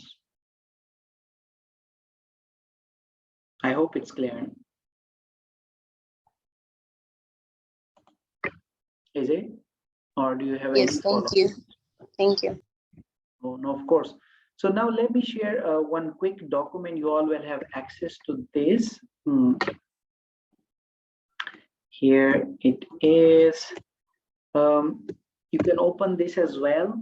So let me post it again. So this is one of the document that we have created so that you can identify, which platform you can use. We previously also used this in the previous training, those who have attended this. This is extremely important. You really need to identify which marketing tools do you want to use. Remember, your short-term resources, human resource, financial resource, and of course your time. That means choose 2 or 3 platforms, stick to it, make a brand, make a name on these 2-3 platforms. Then with the passage of time, the more your team grows, then you can add up more maybe platforms. For example, my organization has let's suppose we have a website, we have Facebook page, Instagram page, LinkedIn page. We don't have TikTok page. We don't have WhatsApp for business. We do have WhatsApp, but we haven't used yet WhatsApp for business. So on print media, we are not doing any print media marketing. Word of mouth, it's there. So just download this. Don't write anything here. I would recommend you to download this sheet with you and then sit with your team members and identify 3 to 5 marketing tools that you think you will be using. And then of course just follow these instructions. So this framework is designed to help you decide which platform you should be using, why you should be using, and how this platform can help you. So we have developed this tool for you. You can save this with you, and then you can follow these instructions on the top, and you can discuss it with your team member. And this way you would be able to come up with something that would work best for your venture and enterprise. I'm sharing another tool with you. If we get time tomorrow, we'll discuss this as well. But let us discuss this tomorrow because this is extremely important. It is about whatever Heather shared with you about the different components while pitching. So tomorrow we will discuss this framework, what components of your enterprise should be there, should be documented. That would help you, pitch, that would give you a good advantage in the documentation phase. So you can download this for now. Tomorrow we will specifically give 15 to 20 minutes to discuss this specific documents. For now, any other questions? Yes, any other question? Danish, are you here with us?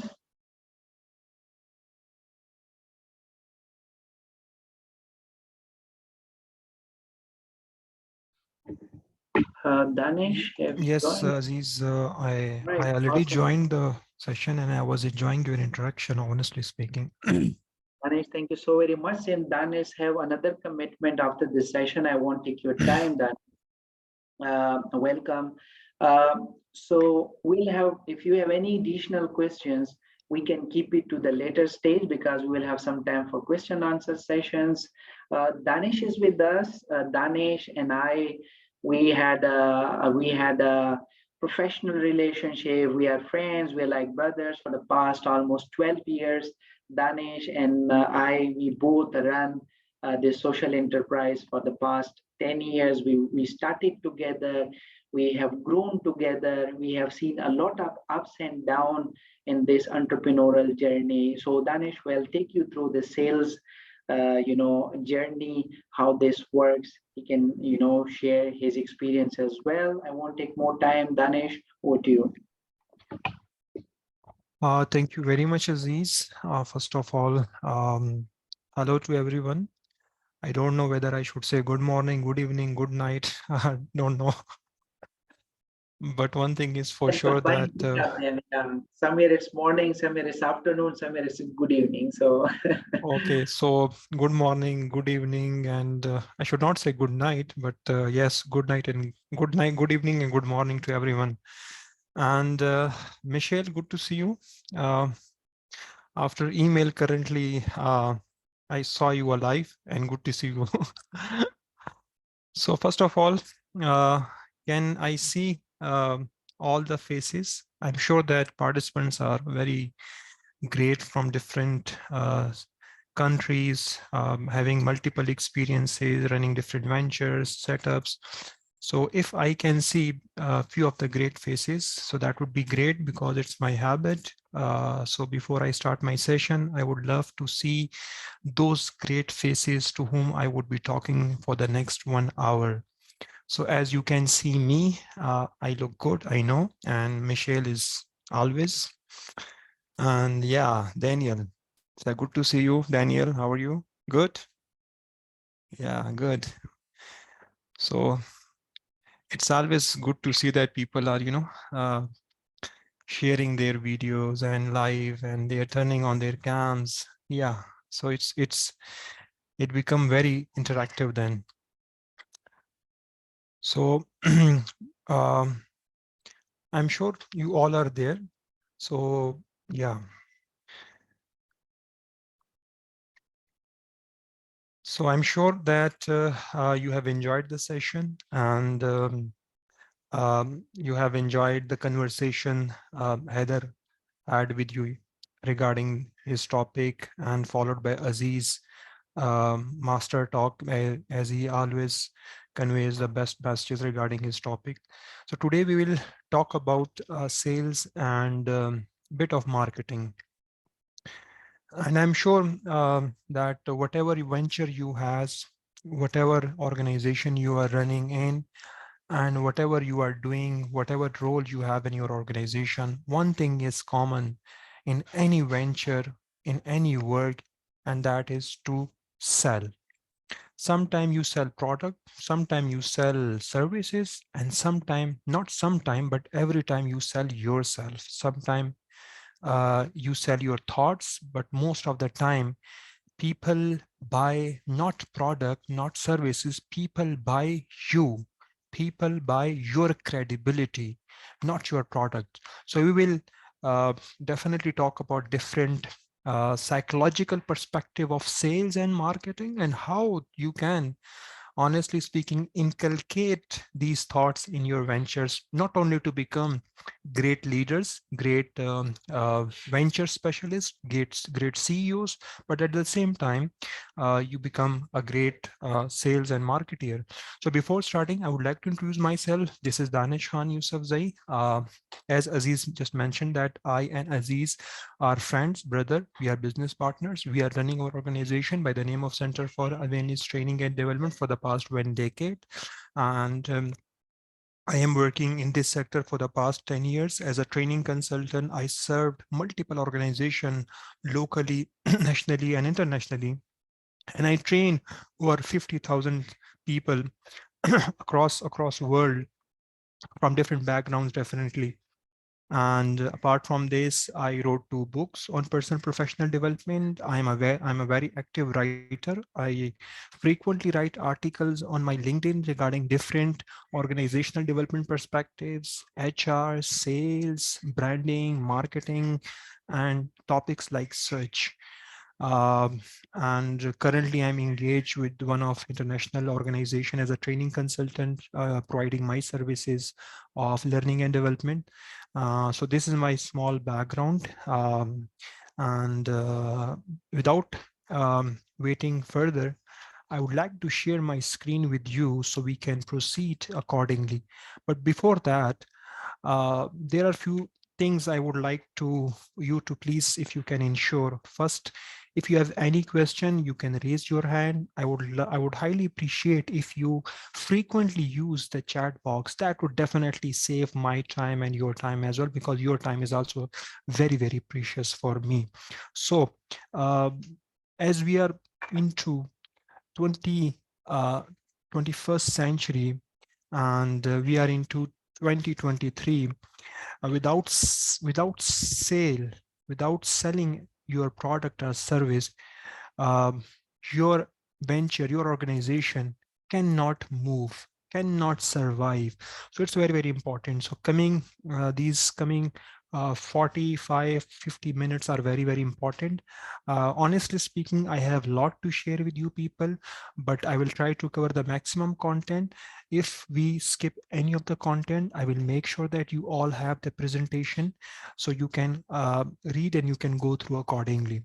So before that, your mind should be present while I'm talking to you, and your heart should be present so that you can feel my words and everything. And you yourself, I would request, have to be present. I know most of you have already turned off your cam. That's perfectly fine, but I'm sure that you would be there and listening to me. But at the same time, your psychological and feeling part, which really connects to the soul, it has to be there as well. It means that physically, psychologically, emotionally, I need your next 45 to 50 minutes so you can learn from my knowledge and what I have learned over the past 1 decade, dealing organization, providing my services to become great and greater.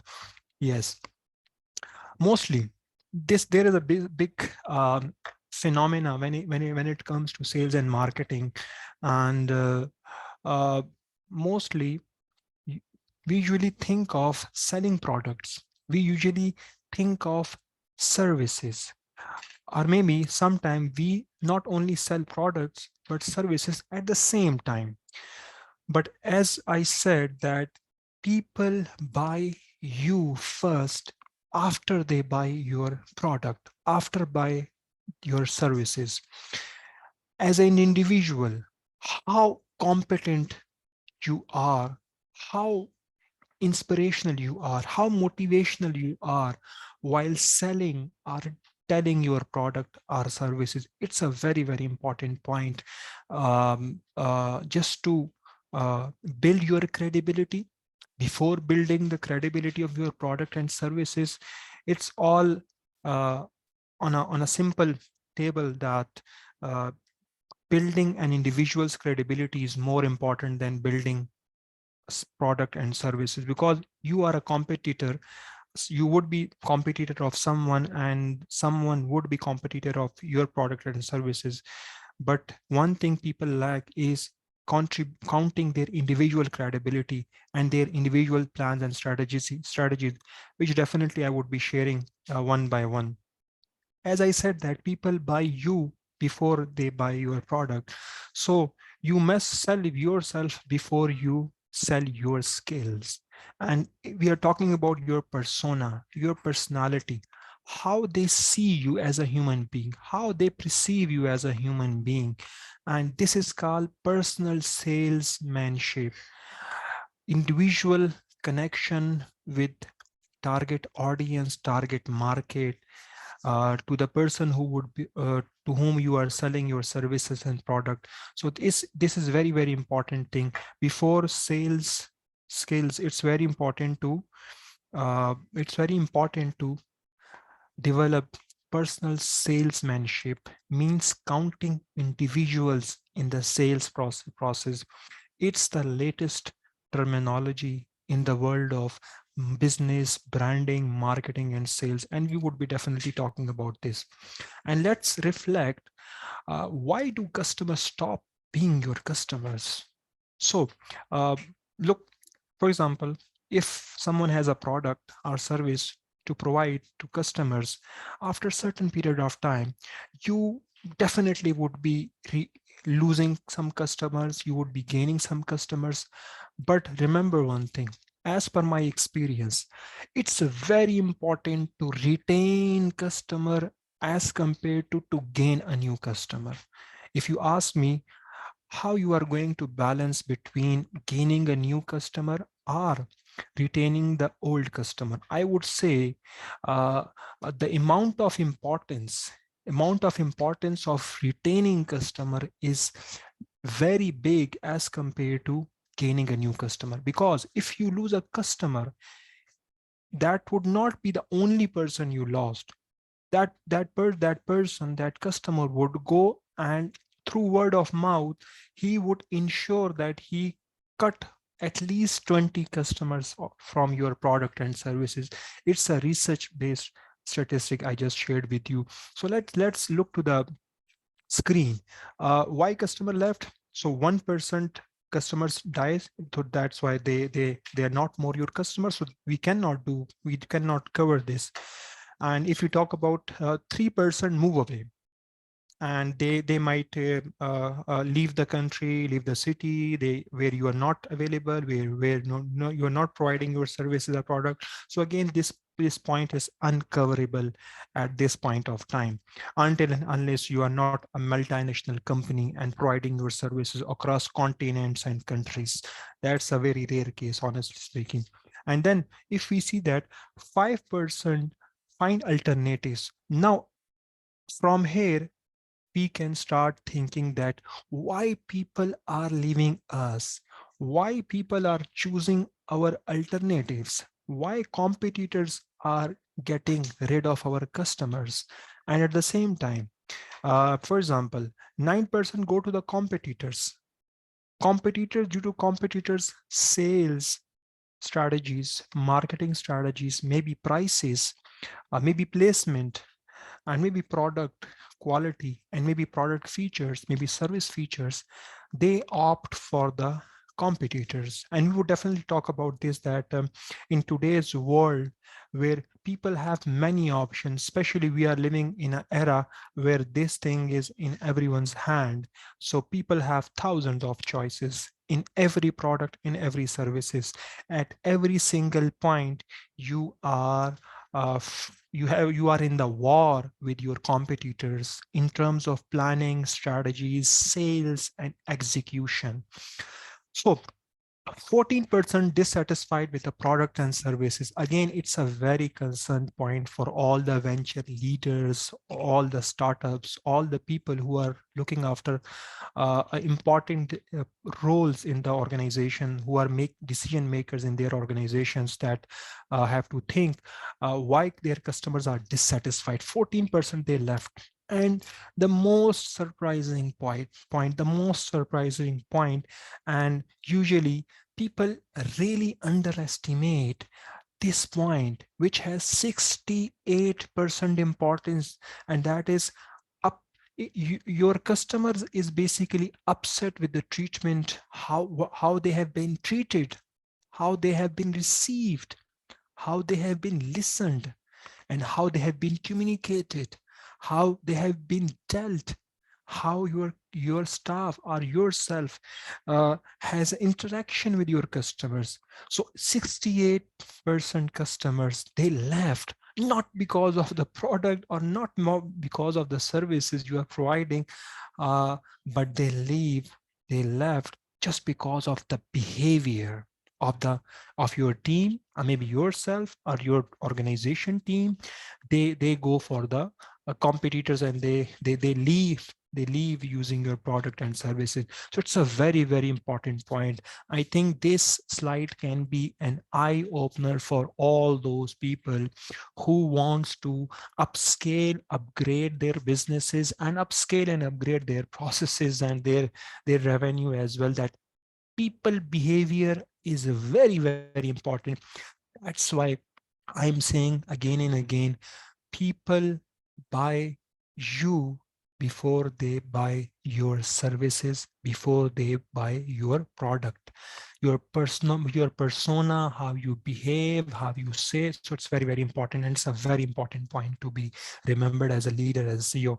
And let's talk about this amazing phenomena, which has been, honestly speaking, the talk of the town in today's marketing world. It's a new terminology, S marketing. S marketing means merging sales and marketing. So marketing is merging sales and marketing with each another.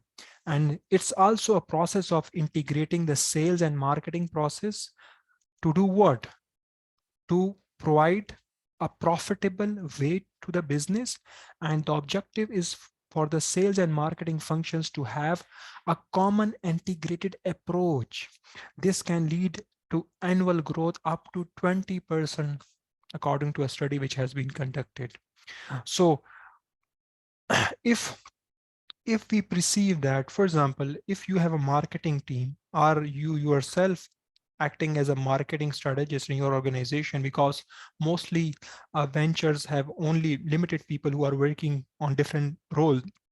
I and Aziz, when we used to give full time to our organization, so we used to be not only HR expert but marketing experts as well. Sometimes we had to perform sales as well, but sometimes we have to become IT experts. Sometimes we have to become we had to become website specialists to update our websites and all. So that's why I'm saying that maybe these roles are already part of your job and JD. So you have to understand that marketing and sales is almost opposite, not the opposite of each other, but these are the 2 points that can be in opposition. But if you don't have the integration between these 2 points, so your marketing effort, which is all about strategies and planning, you do in your office, and sales is the actual practice action of your marketing strategies in the conversation with your client and customer. So it's a scale. That's why we call it smarketing. Smarketing means turning marketing strategies into real life situation where a where a salesperson is implementing marketing mindset within conversation with the customers and the client. So if you have any question till now, or if you have any comment of till now discussion, so you can share your point and input so we can move further. So I would really appreciate, in between, I would like to provide opportunity to use, if you have any point, comment or feedback, or if you like something, or if you want to add something. So I would definitely take 1 or 2 comment in between, so we all get we will all be on the same page. So if you have any comments, so please, you can unmute your mic and quickly you can comment. Yeah.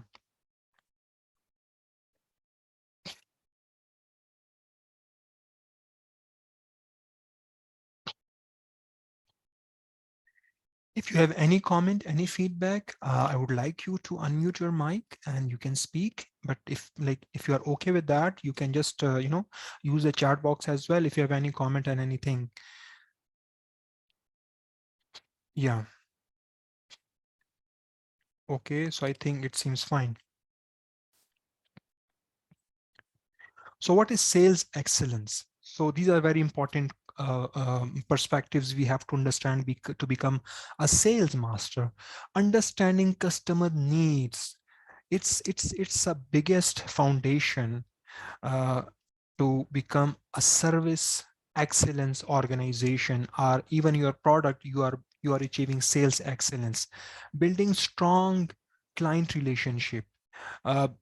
Sometimes people are very good at understanding needs, but they are unable to connect people to the people on the personal level. So that's why personal relationship is very, very important. The 68% part where your clients and customer leave organization, products and services just because they have not been treated well.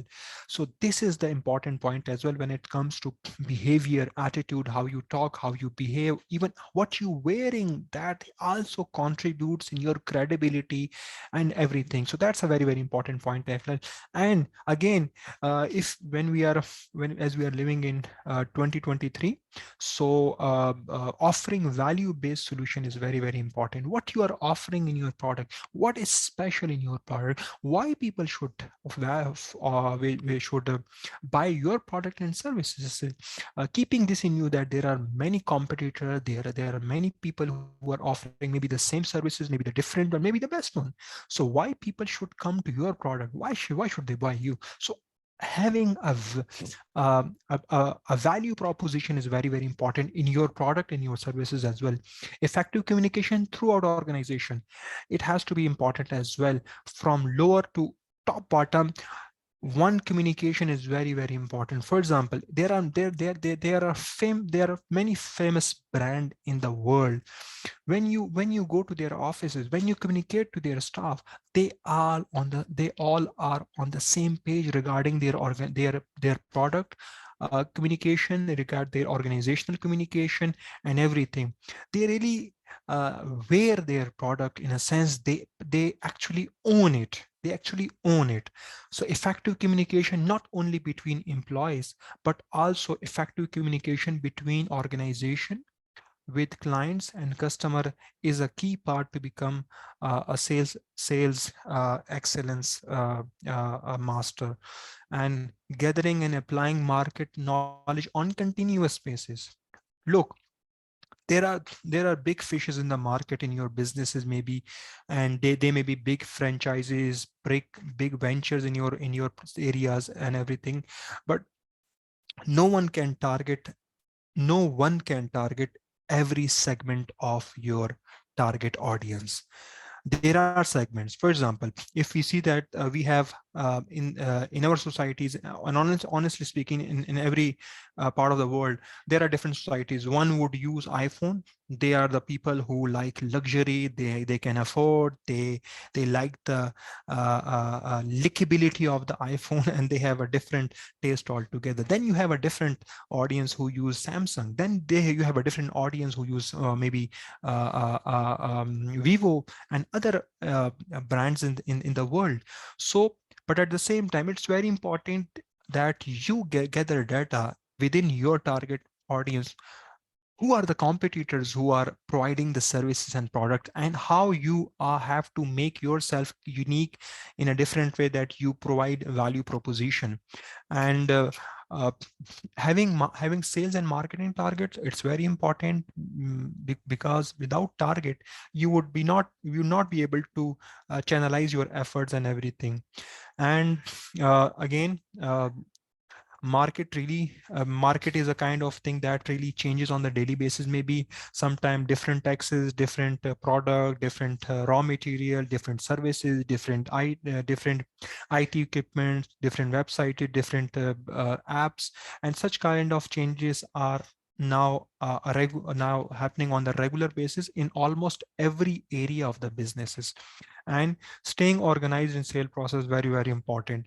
There is a famous quote of Rumi. It says that you have to keep hitting until you break it. So it's the organization in the process. I'm a big believer of process. When you settle down your process, when you fix your process and you repeat the same hit, you do the same hit, you repeat the same circle, ultimately you would become a master of processes. I don't want to say that every process will deliver result, but I can say this: every process will make you become a great expert in your field.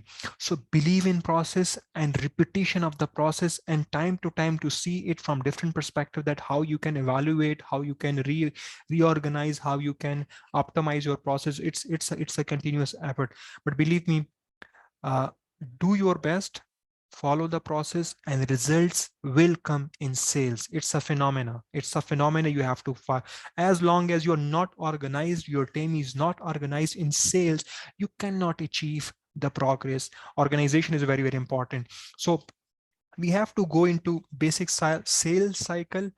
We have to understand that it need analysis. Firstly, a salesperson and try to understand or observe or listen to the customer's need, actually what the customer is looking for, and then accordingly he recommends his product or his solution, whether he is providing product related things, or he's providing his services.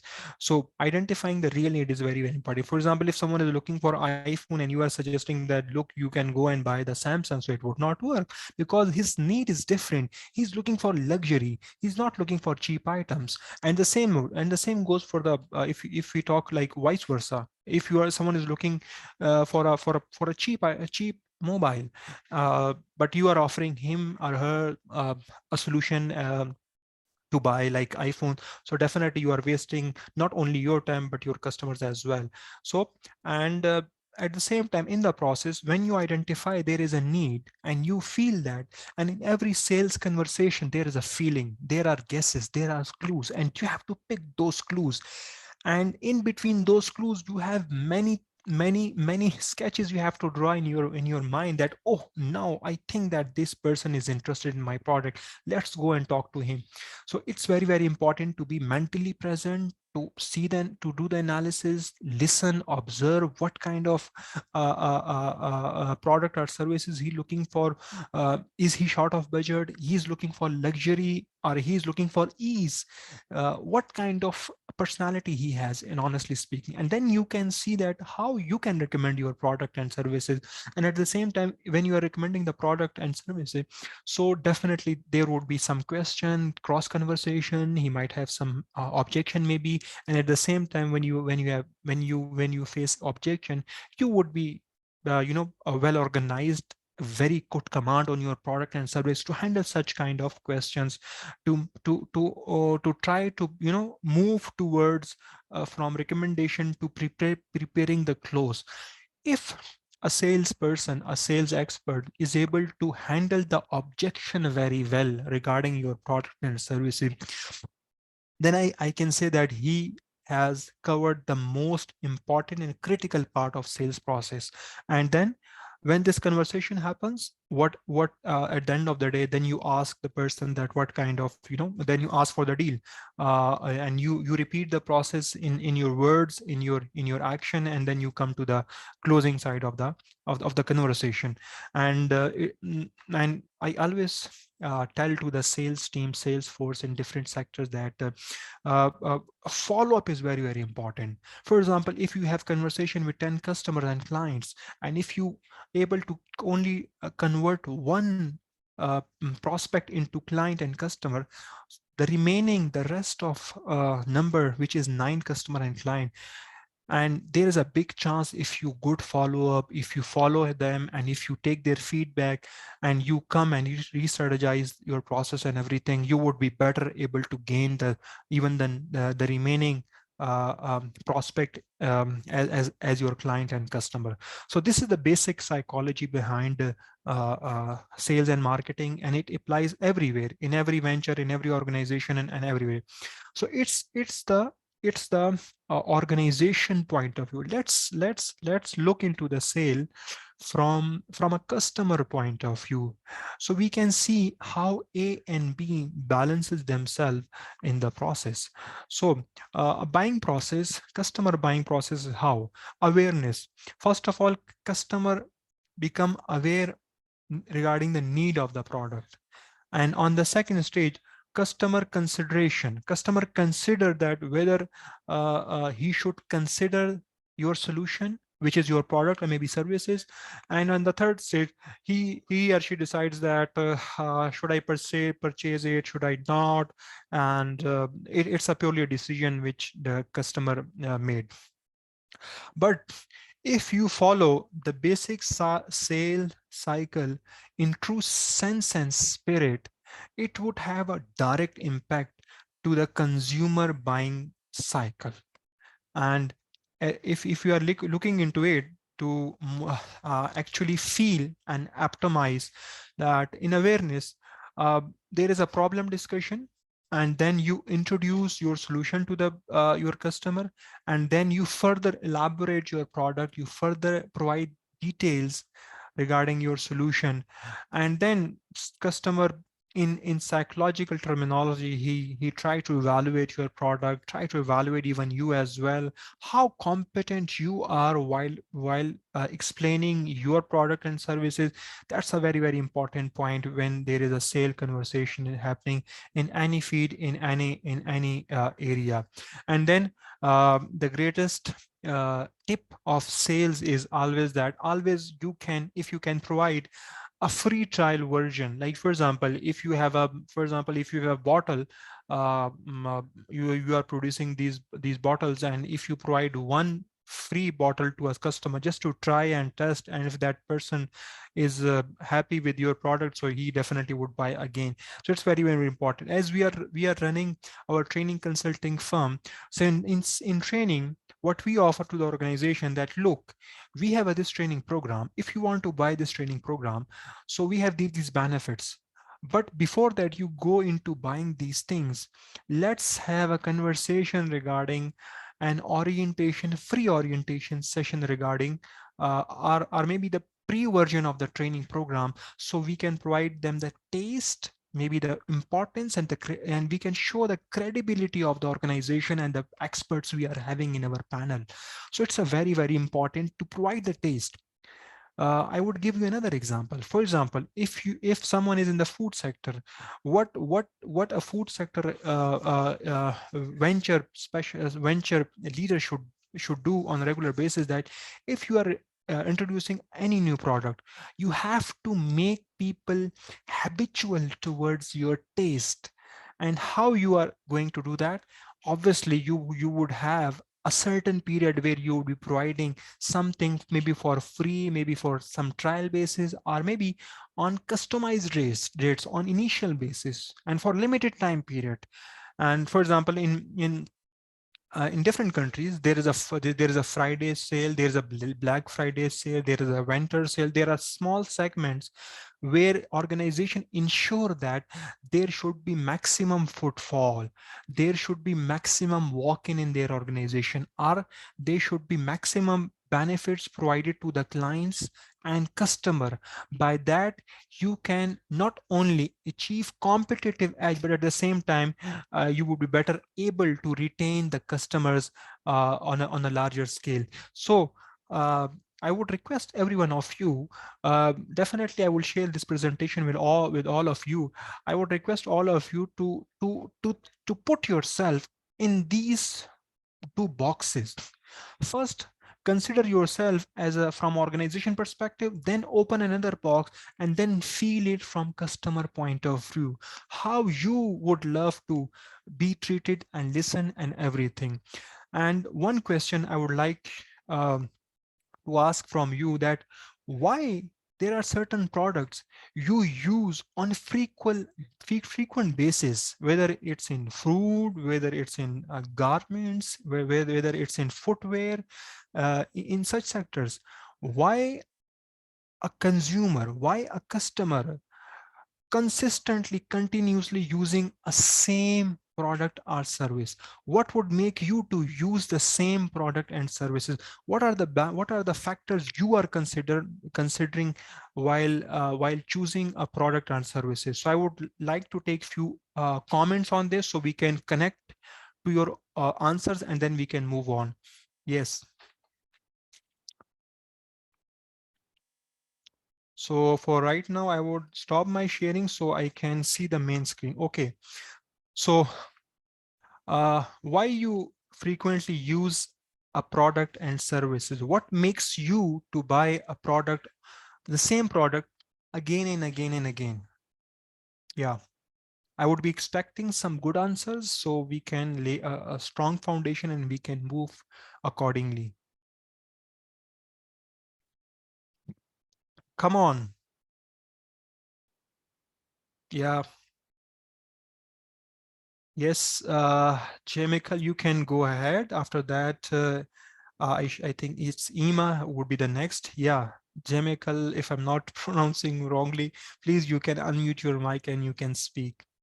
Yeah, sure. So for me, I think number one reason would be the affordability. So if I want to buy that specific product and I really feel I like it, but I still feel it's extremely affordable, then I think I can actually go and buy it. However, even if I like that specific product, but it may not actually be affordable, then I may not actually go with it, regardless of how much it may actually cost. So that may actually be number one consideration.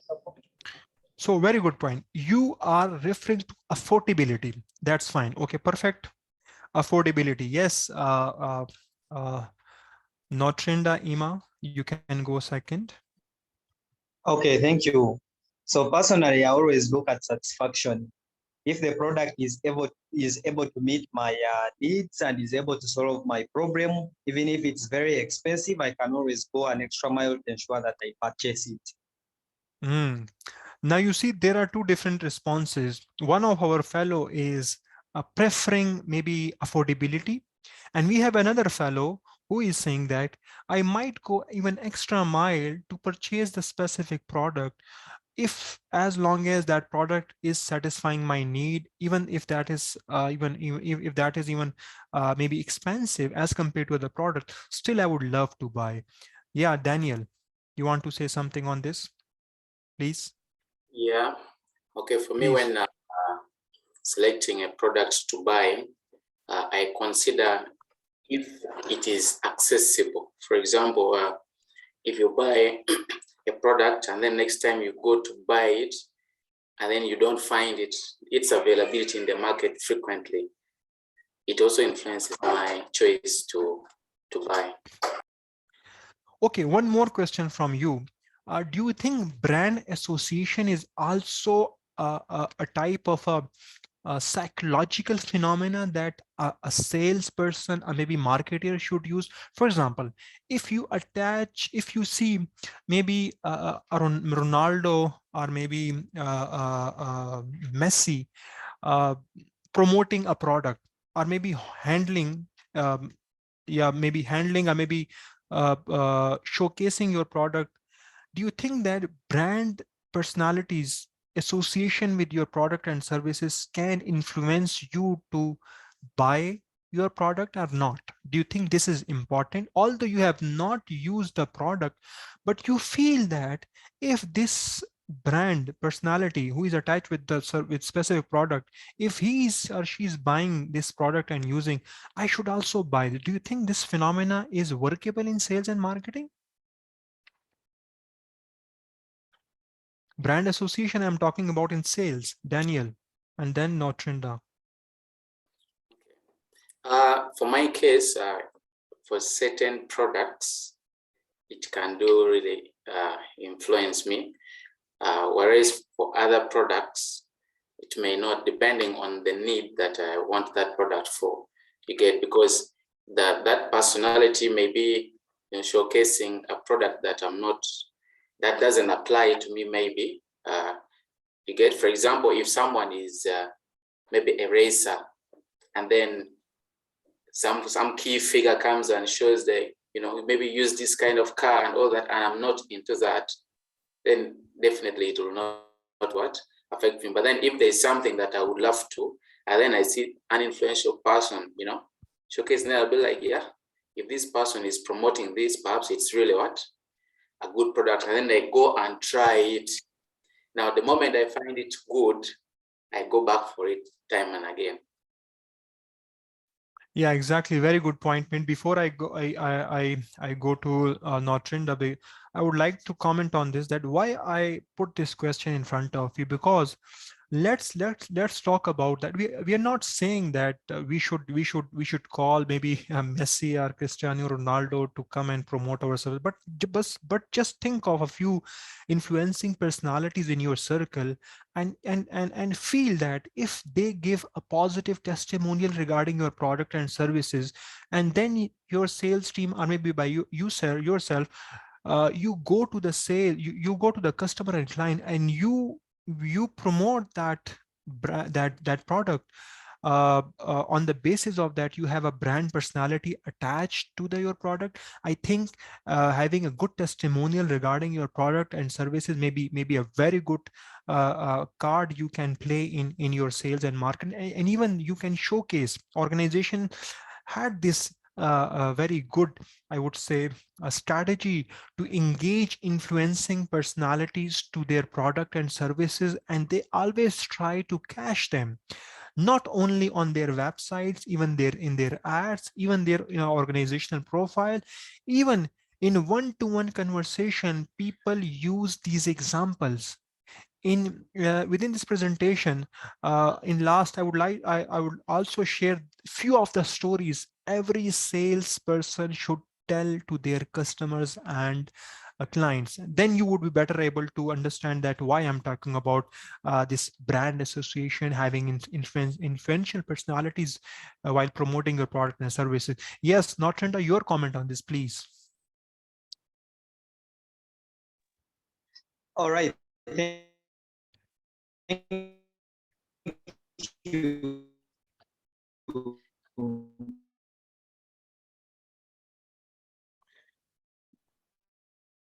Yeah. So personally, I tend to think that most of these influencers, for example, have already built a name. For example, Ronaldo, Messi, they have built a name. And I tend to think that they wouldn't, their name, wish to be associated with fake brands. So if Ronaldo somehow promotes a product, I may be to be associated with a fake brand or a fake product. So personally, I would be I think there is some disturbance at your end. If you can fix it. influence me. Yeah. Did I you think. Oh, okay. Can you hear me now? Yeah, you are audible now. Please go ahead.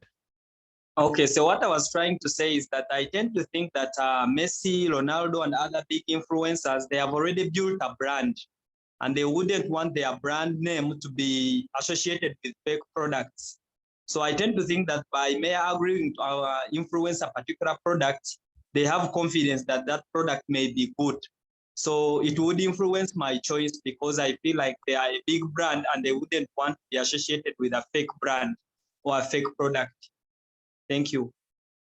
Well, thank you very much. Honestly speaking, and it's a very important point we just made, that and we can really connect this with having testimonials from the local influencer. Definitely, every society has a different phenomena, different culture, different tradition, and maybe sometime different religion as well. So you can see that who are the influencing personalities in your circle. You feel that when they give a testimonial regarding your product and services, how people will perceive. Definitely, it would directly, indirectly increase the tendency of purchasing your product and services, and this is very important to use in your sales conversation as well.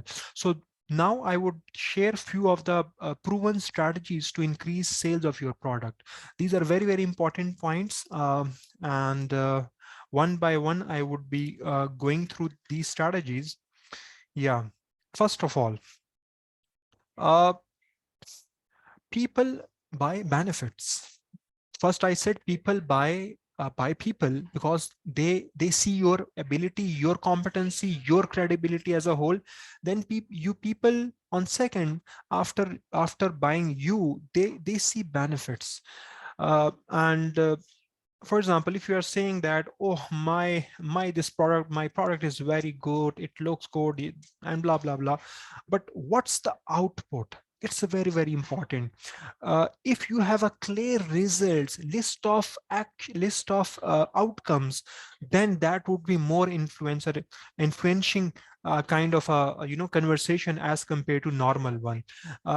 And on the second, yeah, so clearly defining your customers, who they are, how old they are they male or female, do they have children, how many money do they have, and do they have any education, what kind of interest, what kind of knowledge, what kind of tendency do they have. So having these kind of answers in your mind, that really helps you to visualize your customers and try to think that you are talking to a customer and how he would be responding to me. So these are mirroring things before having any sales conversation and having very important meetings, whether you are pitching yourself, you are pitching your venture, you are doing a client conversation, you are retaining a customer, you are gaining a new customer. These visualization really helps you to give you key insights that how you are going to talk, what kind of questions you would be having, and how you would be handling objection. These are very important things, and definitely you cannot all these things once you are your customers are not clearly defined. Defining not means that my customer are from Australia, from China. In that even countries, you have to identify biologically, culturally, language wise, affordability wise, access wise, taste wise. These are different perspectives you should cover, and then identify the problem clearly. We just talked about the sales process, that identification of a problem is key. When you are able to identify what kind of problem you are trying to solve, it's very, very important. You can see in today's world, those businesses, those ventures are successful who are targeting people's problem. And there is a famous book I just read a few days ago that it says that people always follow two P's. One is pain and one is pleasure. People invest their time and money to gain pleasure.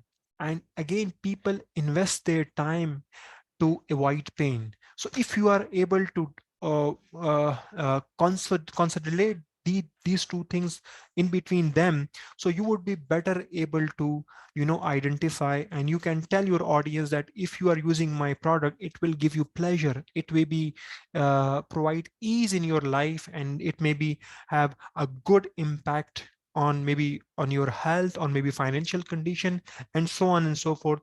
Depends on from product to product. And then developing your competitive edge. If you are unable to identify what is your competitive edge, what are your USP, unique selling point, USP. If you are still unable to identify that, what are unique selling point could be you are accessible. Unique selling point could be that you are affordable. Unique selling point would be you are highly quality oriented. Unique selling point would be you are luxurious. Unique selling point could be that you are extremely cheap. Your product is extremely cheap. Everyone can buy it. So these can be one of maybe few of amongst USP that might your organization or your product services currently have. Content and social media marketing advantages. Aziz just, I think, had a very great conversation with you regarding these things.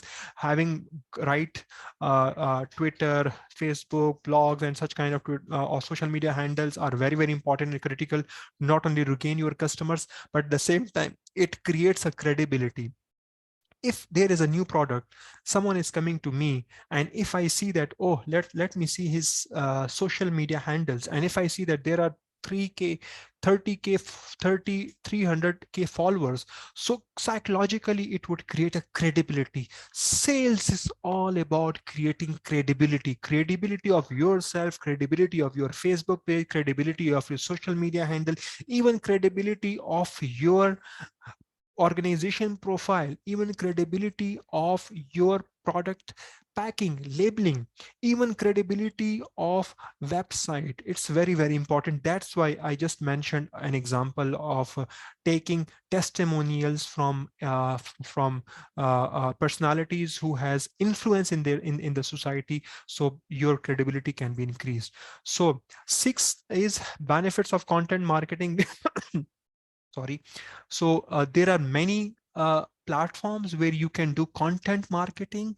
And for example, if someone is searching you on Facebook, or someone is searching you on Google, what taglines they would be using, what sentence you want them to write, what are the trends, what are the top trends in Google search in 2023 when it comes to your service, your product area.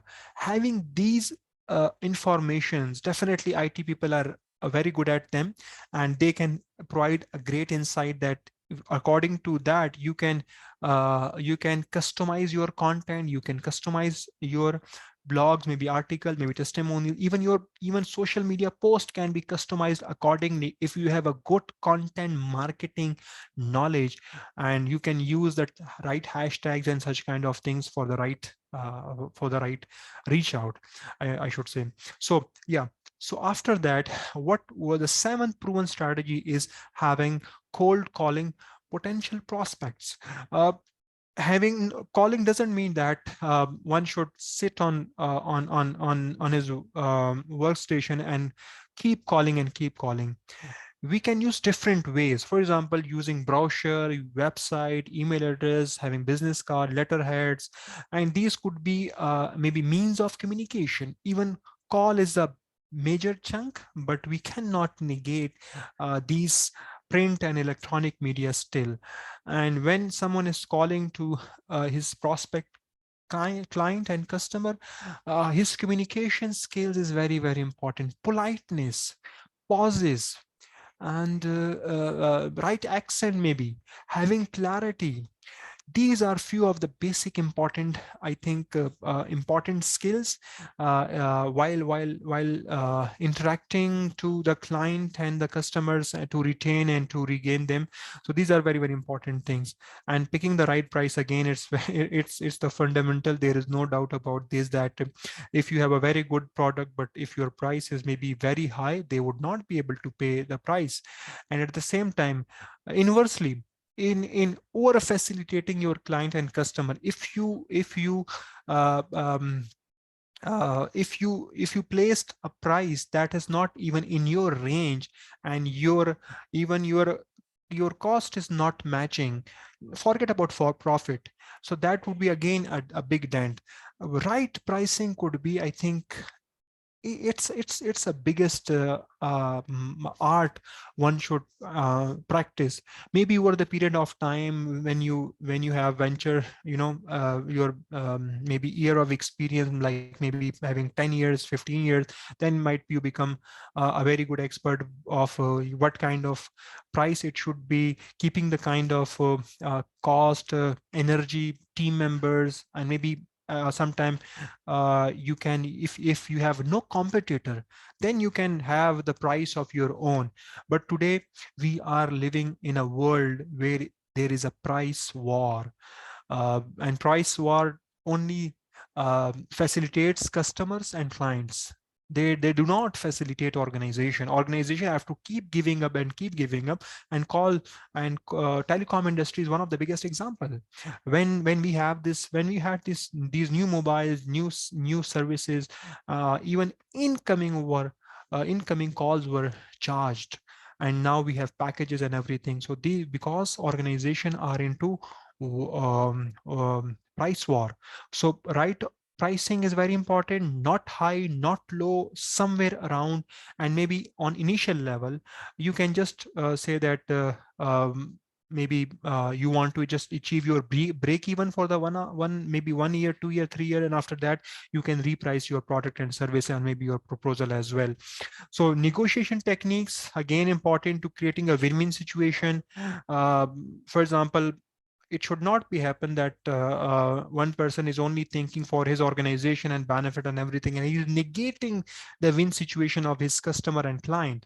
It has to be a balanced approach, because once a client is deceived, he would never ever come to your organization, your product, to buy your product or services. So at the same time, he would go and he would defame the organization due to this maybe scam, maybe this experience.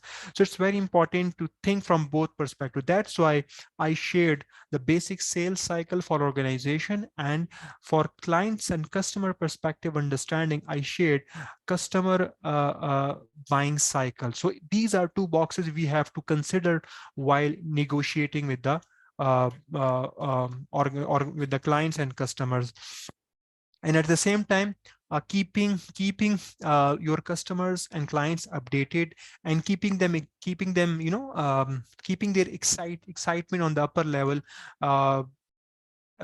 You have this example, many footwear, many garments or ventures, they use this example that coming soon, there is a big news coming. So they are trying to excite you. They are trying to catch your attention.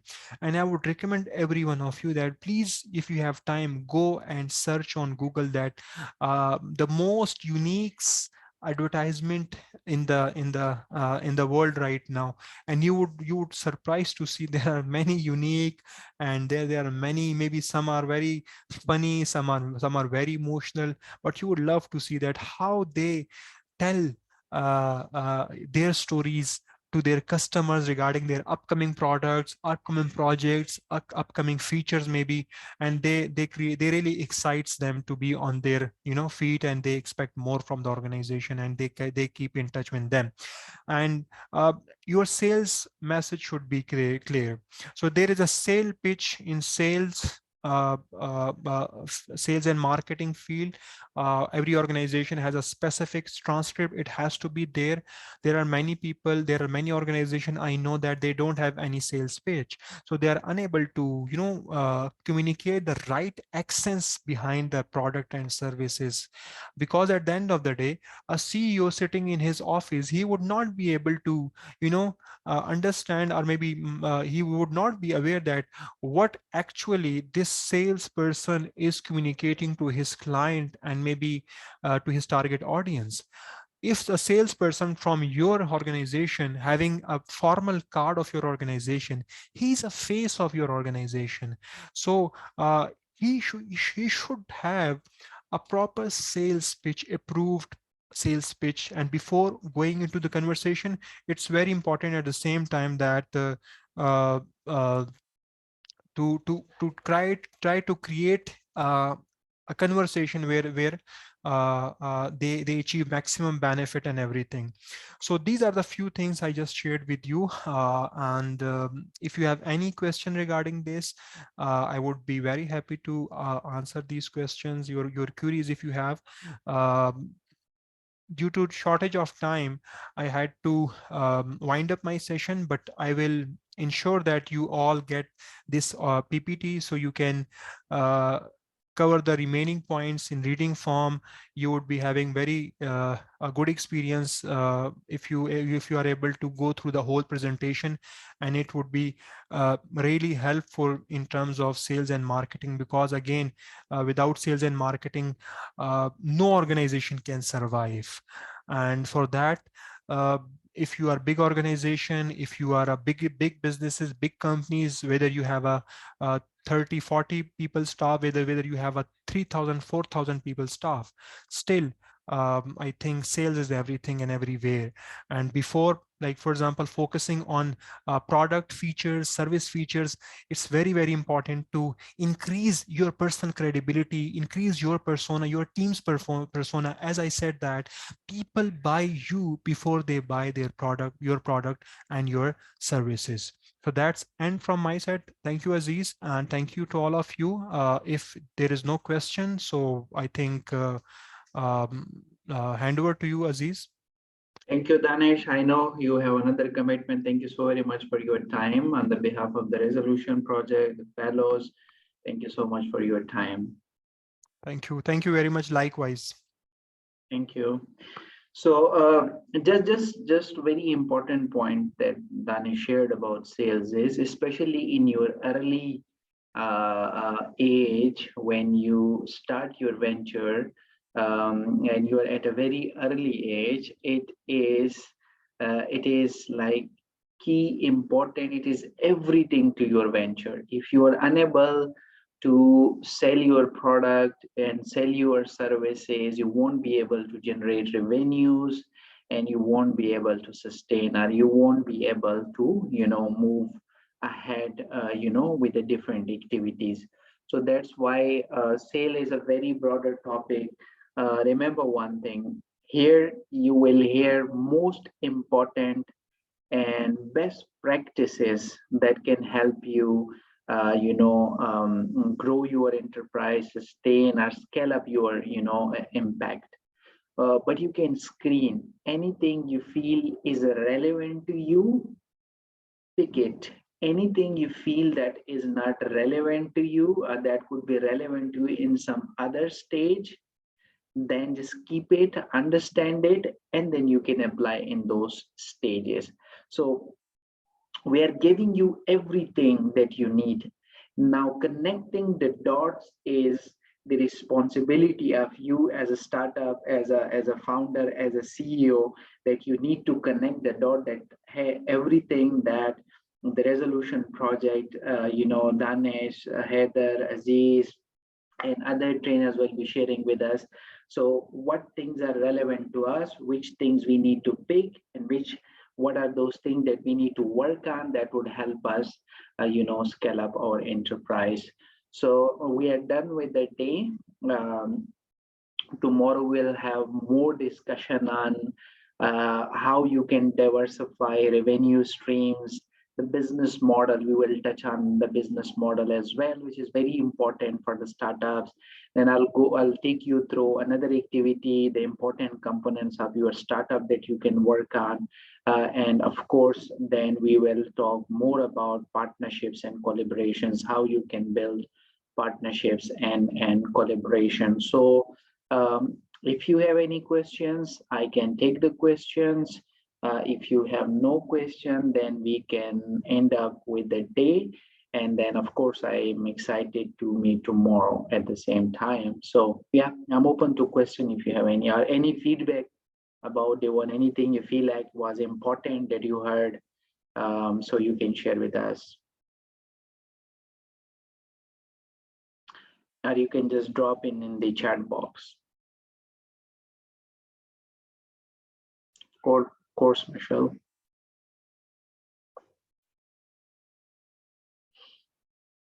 All right, so if you have no question, I really recommend you that today sit and try reflect on whatever you heard today and come up with question tomorrow. Tomorrow in the first 30 minutes, we will have question answer session. So I would really like you to sit and come up with a real challenge you're facing in your enterprise, so that, we can help you, understand some of the things, techniques that can help you grow. So thank you very much. And I hope you have a good day or evening or a night ahead. Yeah, Michelle, over to you. Yeah, thank you everyone for joining. Thank you, Aziz. This was wonderful. I learned a lot. I was taking notes. Thank you so much. And I will see everybody tomorrow. Yeah. All right. See you all tomorrow. Take care. Bye-bye.